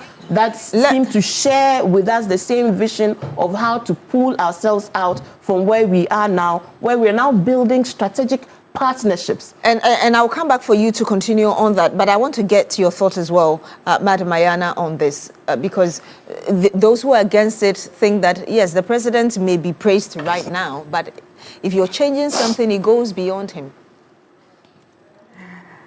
Beatrice, I think that this whole idea of term limitations and development is something that we all have to talk about. First and foremost, I would have said that 4 years is okay for any one term. The reason why we are having these problems is because we do not have a national development plan where every party will go according to that plan, and then you bring your manifesto in and do whatever is left to be done. In a country where every time there is a change of government, there is a change of policy in education, there's a change of policy in health, there's a change of policy in almost every sphere of life. How is that country going to develop? The Asian tigers, there is one thing that we have that they don't. Like, it's not working against them. That is tribalism and ethnicity. In this country, we are even living it, where a particular region is purported to belong to a particular party. And it shows when the voting comes. You get me? How do you then go around and get someone out of this lot to go a third term? Are you understanding me? Mm-hmm. Where in a country of about 16 regions, one party can win with just 2 or 3 regions. The whole thing is that this whole idea of not continuing projects, not maintaining good people, I don't see any reason why, if someone is at a position and is performing, that person cannot be maintained. We always have to change the person. You would hear a lot of murmurs going around. Oh, and the president maintains some people. Is it always that you have to change someone just because another person saw good in that person, put him in a position, the person is delivering, and you expect that because there's a change of government, that person has to be sacked? There are certain things that if we do right, 4 years may be enough. Because I think the president coming now, after having stayed out for about 8 years, has taught us something. He has come and hit the road running because he had time to think through all the things that he wanted to do for this country. Probably what went wrong was the fact that the information that he had is different maybe from what he has come to see. So it has made him not to do what? Not to be able to be even as fast as he would have wanted to be. It is 1 year. When you come out of a bad governance, which we did come out of, and then suddenly you realize that somebody is doing the right things, you feel like, why don't you let him continue? But we are forgetting that we are in a global situation. We do not command certain things. When there is an increase in price globally for fuel, it affects us. If any war should break out again, it will affect us. Anybody with even the right set of mind to come and do good will be affected by these negatives when they come from global issues. So it is okay for us to sit now and say, yes, Mahama should continue. In his right thinking mind, he has studied and he has seen that some of these things can happen and it will affect him negatively. And we will be the same people to insult him, to call out, names on him. And he has seen that after this term, I am leaving. And for good reason. He will leave whilst the applause is high. We do not want to come to a situation where we'll be introducing dictatorships in this country. 5-year term for me is the ideal. And not a third term. And not a third term. 5-year term for me is the ideal. The 1960 constitution that Kwame Nkrumah came with started from 1960 to 1965. That was a 5-year term. He did what he could. You understand? And if you look at President Mahama's 4 years, we were talking of Dubai, Circle Dubai. A lot of the things he did it in 4 years, which means it can be done if only we can put certain institutions in the right context. A national development plan, which is enshrined in our constitution. You have to abide by it. It should involve health, education, energy. If all those things and others, if all those things can be entrenched, that if you come, where your predecessor has let off, you continue. But you know we've had such a plan. But, I mean, it was a 40-year plan. The former those were plans that 40 came years to review it. It was by governments as they come. I'm saying put it in the constitution that you must abide by it. You must follow it, so that if someone is building a school, you have to finish it. If someone is building a hospital, you have to finish it. Don't leave it and go and start another one. You understand? As we sit now, we are all hailing President Mahama because he is doing that, finishing other projects. You understand? It's our money. It is taxpayers' money. You don't have to leave it.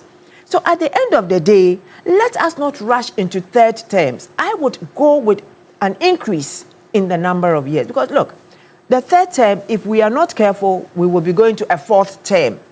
Because if the person comes and he's good, would we like the person to go? You understand? But we cannot always say that. But if he's wait, good, why I'm coming. would you want him to go? I'm coming. We cannot always say that Nyasa Wonipa Bakutim. You know, it's, one person has all the intelligence that it takes. There are other people. Somebody might come after Mahama who will be greater. You understand? That is how it is. Today, people are equating him and say, oh, Kwame Nkrumah did so well, but Mahama is about the second Nkrumah. You get what I'm saying? When Kufuor came, oh, we hailed him. Oh, he brought businesses and things. Then when Akufo-Addo came, I was, oh, he's just a terrible president. Well, first time he tried, but this time there he didn't do well. There are other people in this country who also, or within the various parties, who also can do something.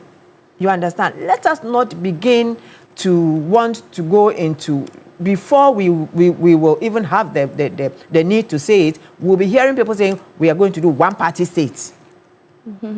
That's the fear of people. That is the fear of people. If you That's allow what I get on the this streets. argument, especially That's those who what are I on get. the side of a third term, exactly. you end up seeing what we've seen in other African because countries. Because our people are not, they are not people that you would say that they are. You don't give Ghanaians much credit. No, I wouldn't say that I don't give Ghanaians much credit. But the whole thing is that it's the leadership. The leadership are the ones that we are afraid of. You understand? It's the leadership that we are afraid of. Then the machinations, the manipulations, and all the things that go with governance in this country makes us afraid for a third term, because we think that there will continue to be a fourth term and a fifth term. Are you getting me? Maybe it's good for development, but that's why I'm saying that when it comes to the development, let us have a national development plan. Everybody should buy onto that plan, and then we'll continue. And then also, I think that we should be looking at age. We should be looking at age. If Ghanaians are working and retiring at 60, why should we accept a 75-year-old to be a president? You understand? We should be looking at it. But that starts from the party level, who the delegates elect to represent that them. starts not from the party. It starts from the constitution. The constitution says 40 years? Yes. For the president. Yes. But it doesn't have a cutoff point. Yes. But we must have a cutoff point. We cannot afford to have somebody like a Paul Biya in our midst. 92 now. 92. You understand? We can't sit there and wait for somebody who is 80 to now come. Alassane Ouattara also changed the constitution. Exactly. He's in his 80s. People will do all sorts of things. So let us start now thinking about and talking about the age factor in this situation. Should we have an age limit? Say, should it be 70? You understand? If you're coming in at least 40, if you're going to go out, the maximum you should come in with is 70. No more. So that we don't have this old. There's so many young people out there with brilliant ideas, brilliant minds, and we have to test them. All of them. Those Asian tigers and all the Western world, it's taking them 200 years. We're only just about what? 70? Less than 70. Less than 70. So it means that out there are other people with great ideas. Young people are coming up. Young people are doing great things. We must allow other people to come in I heard you make a point that I want to get some more on before I go on our video call to get our guests who have joined us there. You said that if we get a good president, 4 years should be enough. And already the president is scoring very high. People feel that within 10 months, we are now entering the 11th month, he's been able to do well, such that people are even calling for him to stay on. You have said that if there was going to be, or we were considering changing the term limit at all, it should be that 5 years, instead of a third term. Yes, to give him more time to do more things. But you still believe that 4 years could still do a good job. If we had, so why have we had the problem of people having 4 years and not delivering? Of course, we heard Madam Shamima Muslim say that they are still making appointment. They haven't seemingly settled yet. But from your perspective, why have we failed to deliver within 4 years? That's what I was saying. I said continuity. We don't have continuity in this country. A new government comes in and it's like every position has to be filled up again with new people. That person goes and it's now going to even take time to look through the books and find out what is happening and, you know, all those things. But if we had some form of continuity, where it's like, first and foremost, the one thing we're lacking in this country is nationalism, patriotism. Is it that we are working for government or personalities or for Ghana? That is the main thing. If you are working for Ghana and for the betterment of Ghana, it doesn't matter which party you are serving. Growing up, I knew that the civil service and the public service were places that they were working strictly for Mother Ghana. You get me? So whether you were there when CPP came or NLC came or whatever, you were there to work for the good of this country. But these days, we are beginning to ask ourselves those same questions. Are they really working for party or they are working for Ghana? That's the whole thing. So 4 years or self. Exactly, or for self. Because you see, at the end of the day, we sit down, a new government comes and some people go home crying. We didn't get, because we've been kicked out of the job. Because of the kind of politics we practice because of the kind of politics we practice. Let us get our politics right. Let us educate our people to understand what democracy is. You know, different kinds of democracy exist in this world. But we are practicing a form of democracy that is quite divisive. You understand? It's very divisive. Even to the extent that someone in the market today would say, I am not going to reduce this because NDC are buying. You know, I'm not reducing it because NDC is in power. It will make Mahama look good. Really? But you're a Ghanaian, and the person who's coming to purchase whatever you're selling is a Ghanaian. So you realize that although the president has done so well in managing the economy, things are still not being reduced as Ghanaians would wish for them to have been reduced, because people are playing party politics with our lives. So it is not really, there is something there that is not quite right. And I think that we have to start teaching our children in school about being Ghanaian first, you know, trying as hard as possible to make Ghana a better place. We don't have to let people think that we can divide each other along party lines. We may decide to say it's not true, but that is what is out there. We know it. We know it. We know it, you say. Let's go to Madam Gloria Ofori-Boadu, who is a legal practitioner and also managing legal practitioner, GOB Law Consult. Good morning to you, ma'am. Thank you very much for joining us. Hello, Madam Ofori-Boadu, can you hear us? Yes, I can hear you. Can you hear me? Yes, I can. Thank you very much for joining us. Yes, the conversation about the need for us to look at the terms of the president, those calling for a third term and those thinking that, well, third term may be quite dangerous. Let's look at rather extending 4 years to 5 years or even up to 7 years like you have in other African countries. You're a lawyer. Where do you stand on this? Well, thank God for the Fourth Republic. You know, since the Constitution of 1992, we, compared to some African countries like Cote d'Ivoire, Kenya, you know, have had relative peace. Cote d'Ivoire had this war born out of elections where over 3,000 people died. Kenya had a civil unrest where thousands died, and it took the intervention of the UN and then the intervention of then President Kufuor and UN then former Secretary General Kofi Annan to resolve the matter. We don't want that in Ghana. We don't. In fact, we don't even want to look at our horrendous history where on 1st February 1964, Ghana was declared a one-party state. When prior to that, a day before, there had been some elections where an overwhelming majority, probably 99.5%, voted that Ghana was alleged to have voted that Ghana is a one-party state. We don't want that to happen.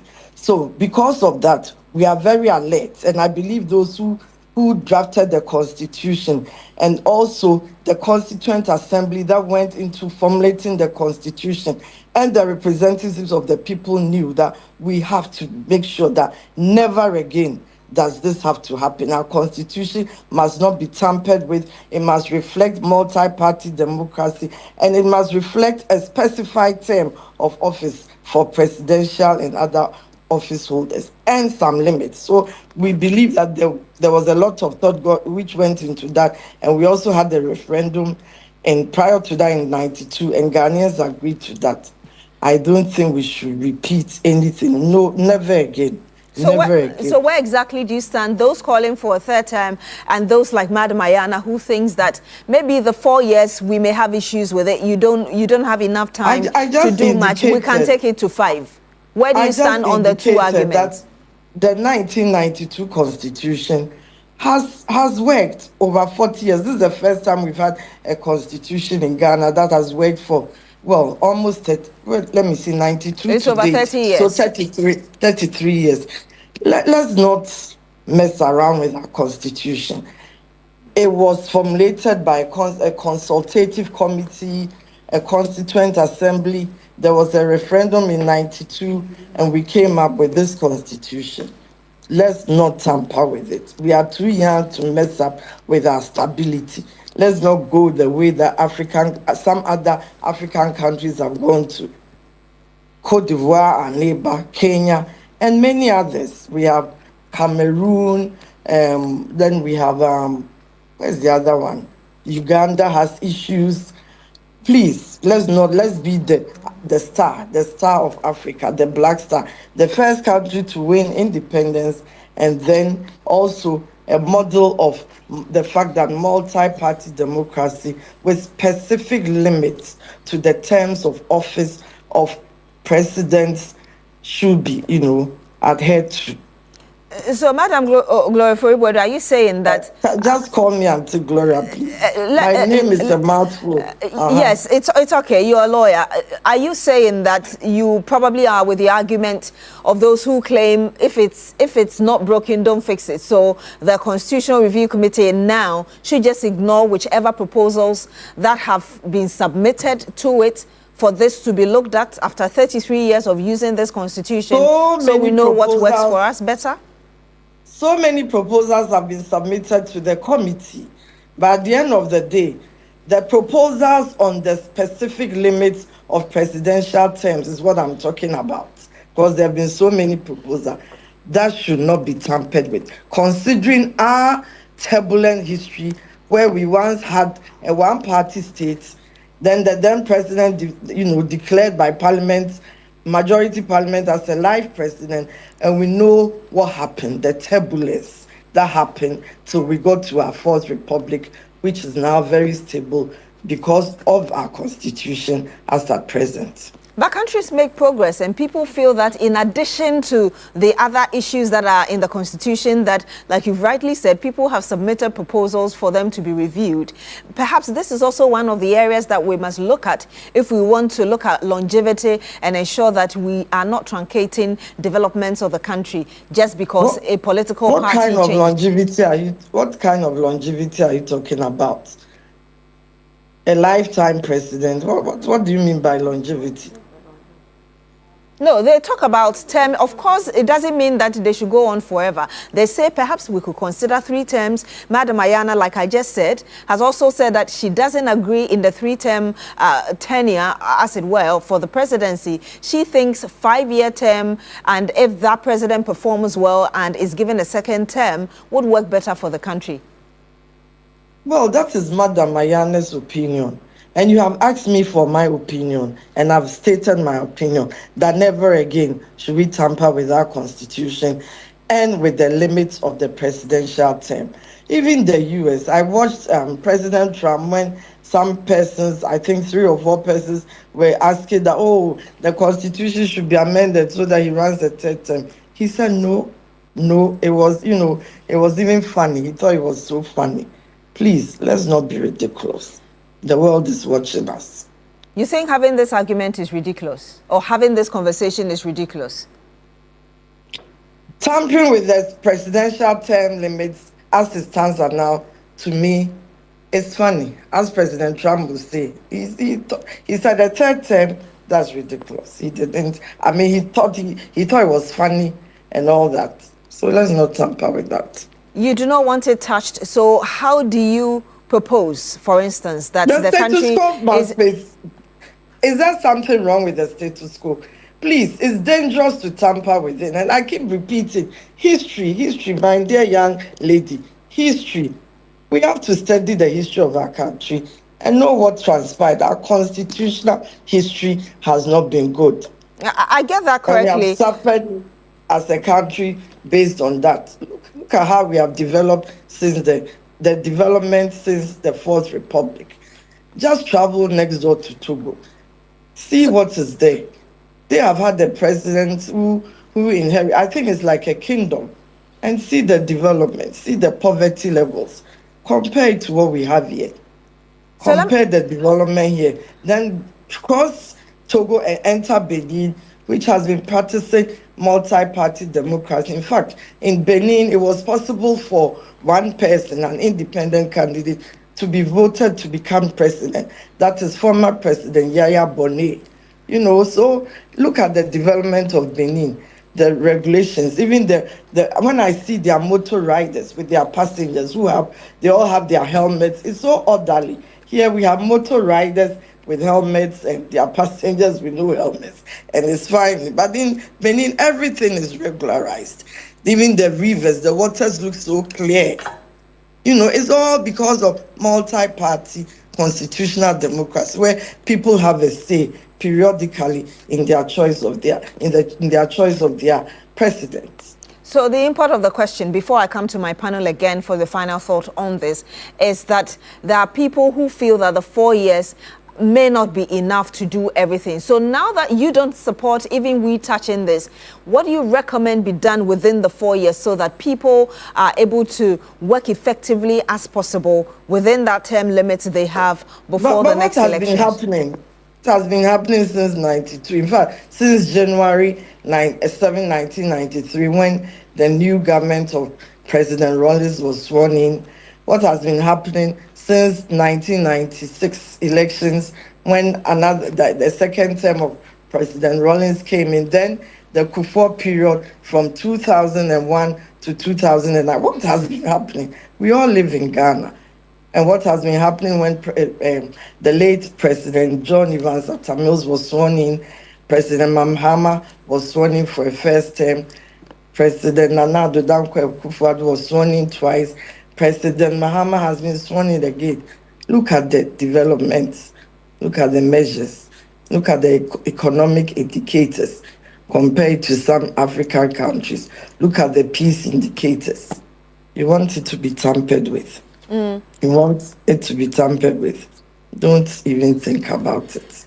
And I'll come back to you, Madam Glory Furugwedu, and I'll get your comments very shortly as well, Madam Ayana and Madam Shamima Muslim. There's a comment coming from Dr. Bernard Tutubuahin, who is one of our regular panelists here. He says, good morning, B. The definition of longevity is living a longer and healthier life. It means how long a person is going to live and how healthy his later life will be. You can also understand the term longevity as a description of the state when a person lives beyond the average life expectancy. I think, okay, so he's talking about the term of office of a president. Doc, I'm trying to understand clearly the import, but yes, thank you for that.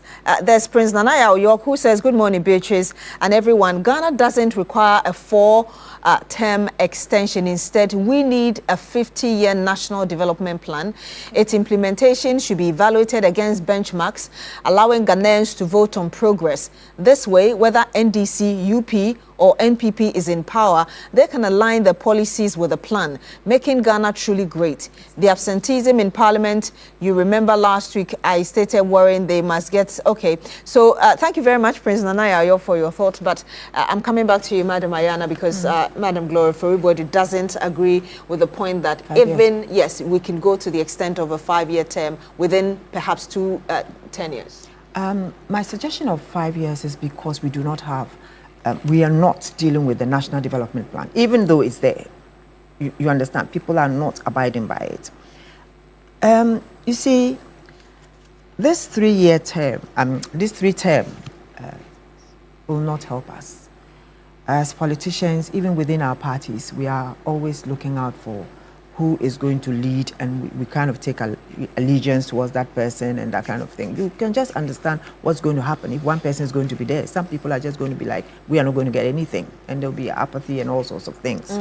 So the whole thing is, I think that if we think that the 4 years is not enough, then 5 years would be probably the best that we can do. But otherwise, I think that we should just put the National Development Plan agenda entrenched as a position in the Constitution, so that Ghanaians will all have to buy in it, all political parties will buy in it. The other thing is this: when we go out to vote, we are voting for NDC or MPP or UP parliamentarians, and then when we're going to say, we say, okay, the Mahama government, the NDC government. It doesn't really matter. If NDC gets a 3rd term, you understand, with a different leader, I don't think it's going to make much difference. They still have Mahama there, or you understand, to give advice and to lead. After all, when Mahama does well, we say the NDC is doing well. You get me? If NDC does well, then Mahama is doing well. So the whole idea is, if NDC wins a 3rd election with Mahama, a 2nd election with Mahama, without Mahama, it's okay. If they go on to win a 3rd election without Mahama, it's okay. What I'm trying to say because is that the individual has 2 terms per current that's it. So when the individual is gone, the party still has more terms. The Constitution doesn't say the party cannot go as many times as possible. You get me? And the individual comes with the party. So if the party is doing well, the individual too is doing well. If the individual is excellent, it means the party too is excellent. You get me? So this 3rd term is not really important. I think that we should allow people, after they have ruled us and we have enjoyed them, let them go in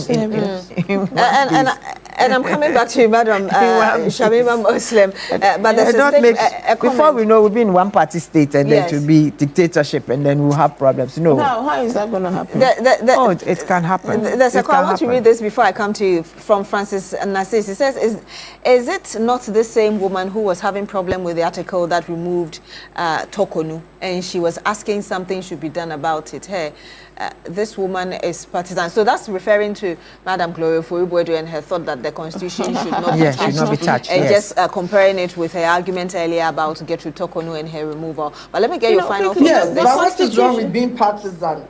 We are in a multi-partisan democracy. We are not all of one party color. It's not a one-party state. So I'm very proud to belong to the party which is not in power, an alternate power party. So yeah, I even hope that with time independent candidates can also be strong, like as I referred to Yaya Bonet in Benin, who became a president. So there's nothing wrong with being partisan. Well, Madam Gloria, for everybody's response to you there, Francis, but Madam Shamima Muslim, your final word on this. What I'm just going to say is that the Constitution is a living document. The Constitution was created for us, by us. And with the way the world is going and moving, even if you look at other Western states, I mean, the US, if you take their constitution, it's a very small document. Yes. Everything else is added in. That is what pragmatism calls. If you take UK, which calls itself the mother of all democracies, they can change prime minister like they change their underwear. Which means... You know, a party is in government, but a prime minister can be changed. So the point is that it means the party must be respected to decide who leads it. So you're citing the point of Madam Ayana? No, not really. I'm saying that it's not very different. If a party goes to an election, a democratic election, so that's all about, you know, promoting more democratic processes in our political parties and strengthening our democratic processes so they are reflective of the wishes of the majority. Because if we place emphasis on the party, then it means we must trust that the party should be able to elect at any point in time the group of people they believe is best fit to lead the party. So yes, parties don't have term limits because they are the ones that go into an elections.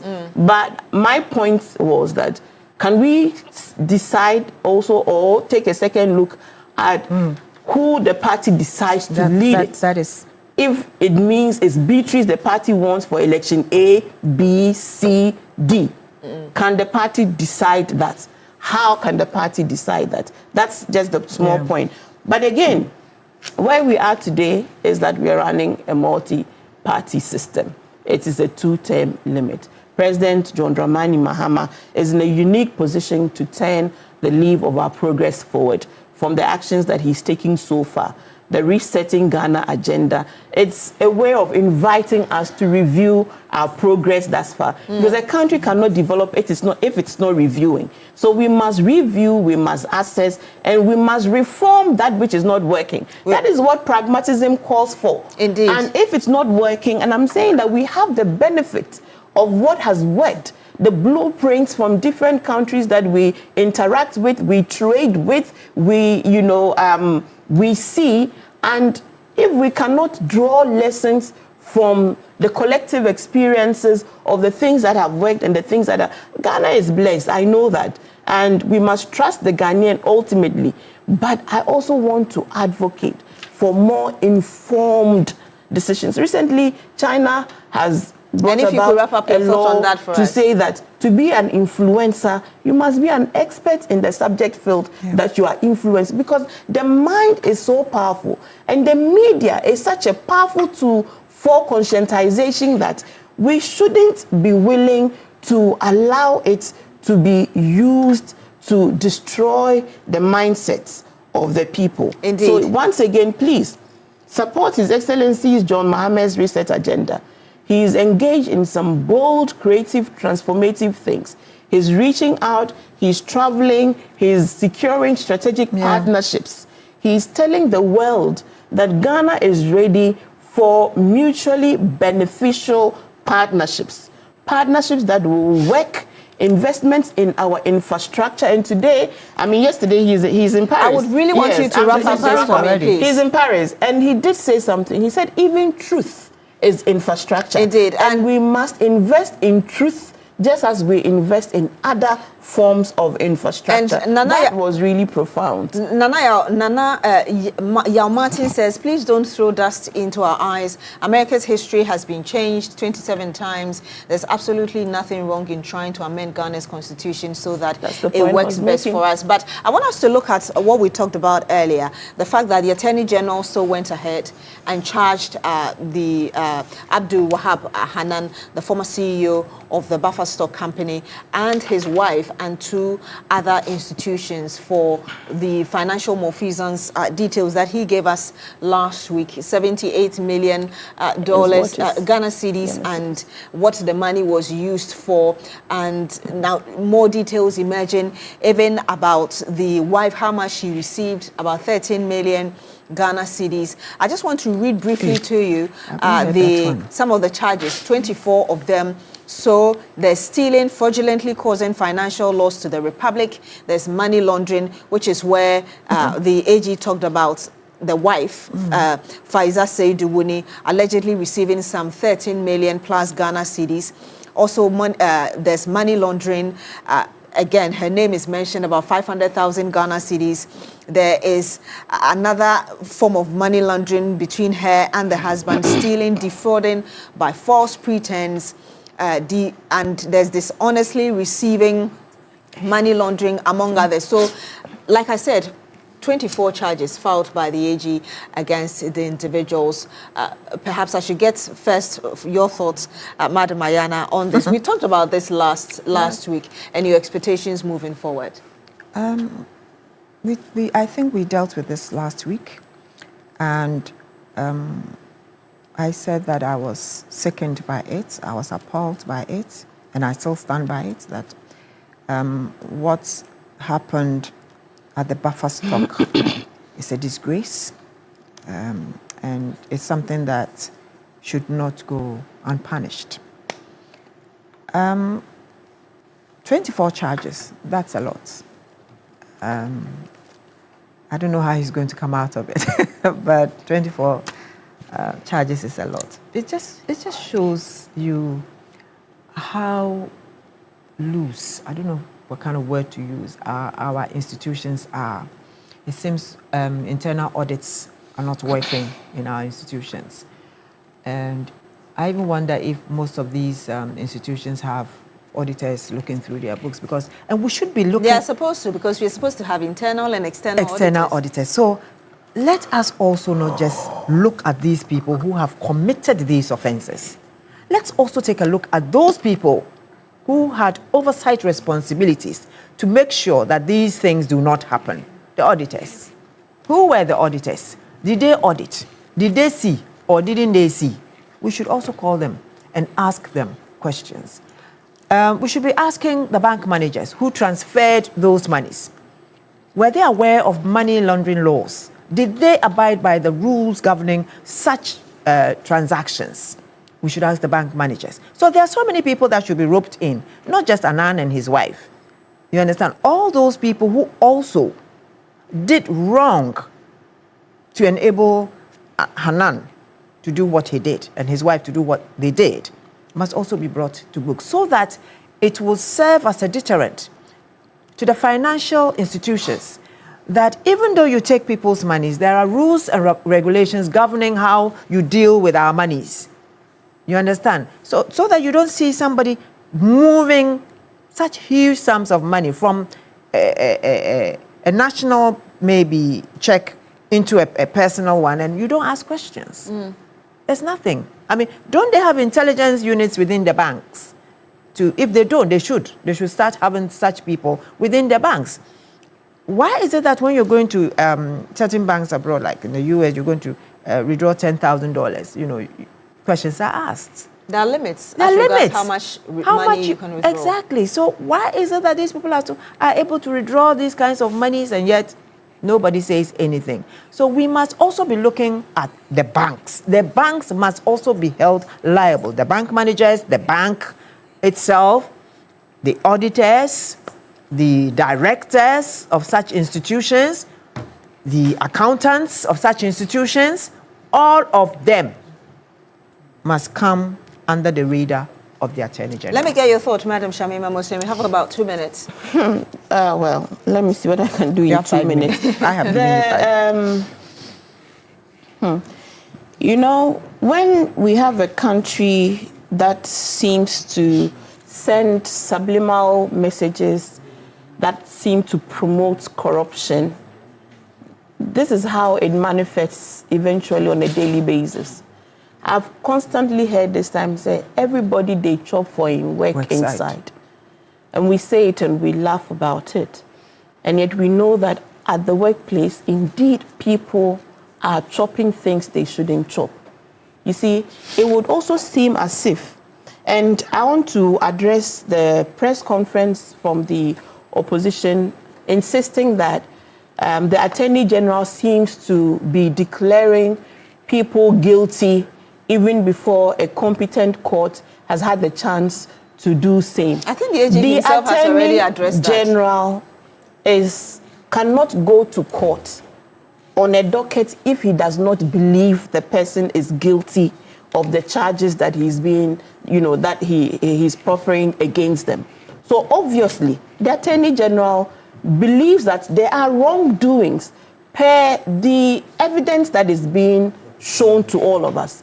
Whether or not those evidence will carry the day in court, because what is wrong may not be eventually determined to be a crime if you don't meet all the elements of a crime in court. So that's where that is why the Attorney General, but that would not erase the fact that these monies are missing. The second point and I'll I let want you to continue. make, They feel that if you have evidence, just go to court. And he's going to court. Which is that? And he is going to court. Remember that accountability is one of the 3 legs of the reset agenda. Its accountability is jobs and its prosperity. And the president has promised transparency exactly because of this. Exactly because he doesn't want one day anyone to wake up and say that we are engaged in witch hunt. Look, they're saying that we are declaring people thieves even before. The dominant narrative against all politicians, including me, everyone, is that we are thieves. That is the dominant narrative. We are thieves. And the dominant narrative also, the counter-dominant narrative is also that then we are all thieves. Because if you say that everybody is chopping from their work side, the civil servants, look at what is happening at the Public Accounts Committee hearings. Politicians, they come and go. There are civil and public servants that have been in the same place for 20, 30 years. There must be some grand corruption, grand collusion happening for some of these things to continue to happen. So what does the president do? The president calls on the Auditor General, he calls on the Chief Justice, and he calls on the police. Yeah. That we cannot continue doing these public account hearings without, please, without consequence. So look, we are all guilty, all politicians, even though I have not stolen a cedi. But when they look at me, they tell me that the perception is that I am there stealing. Yeah. So now the job is to prove your innocence by actually not stealing.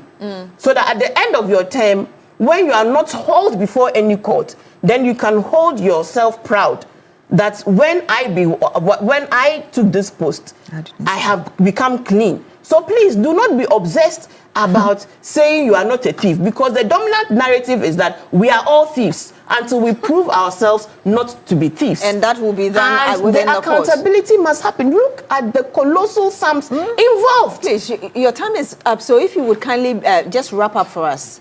My point is that the Attorney General, over 80 former government appointees are under various investigations.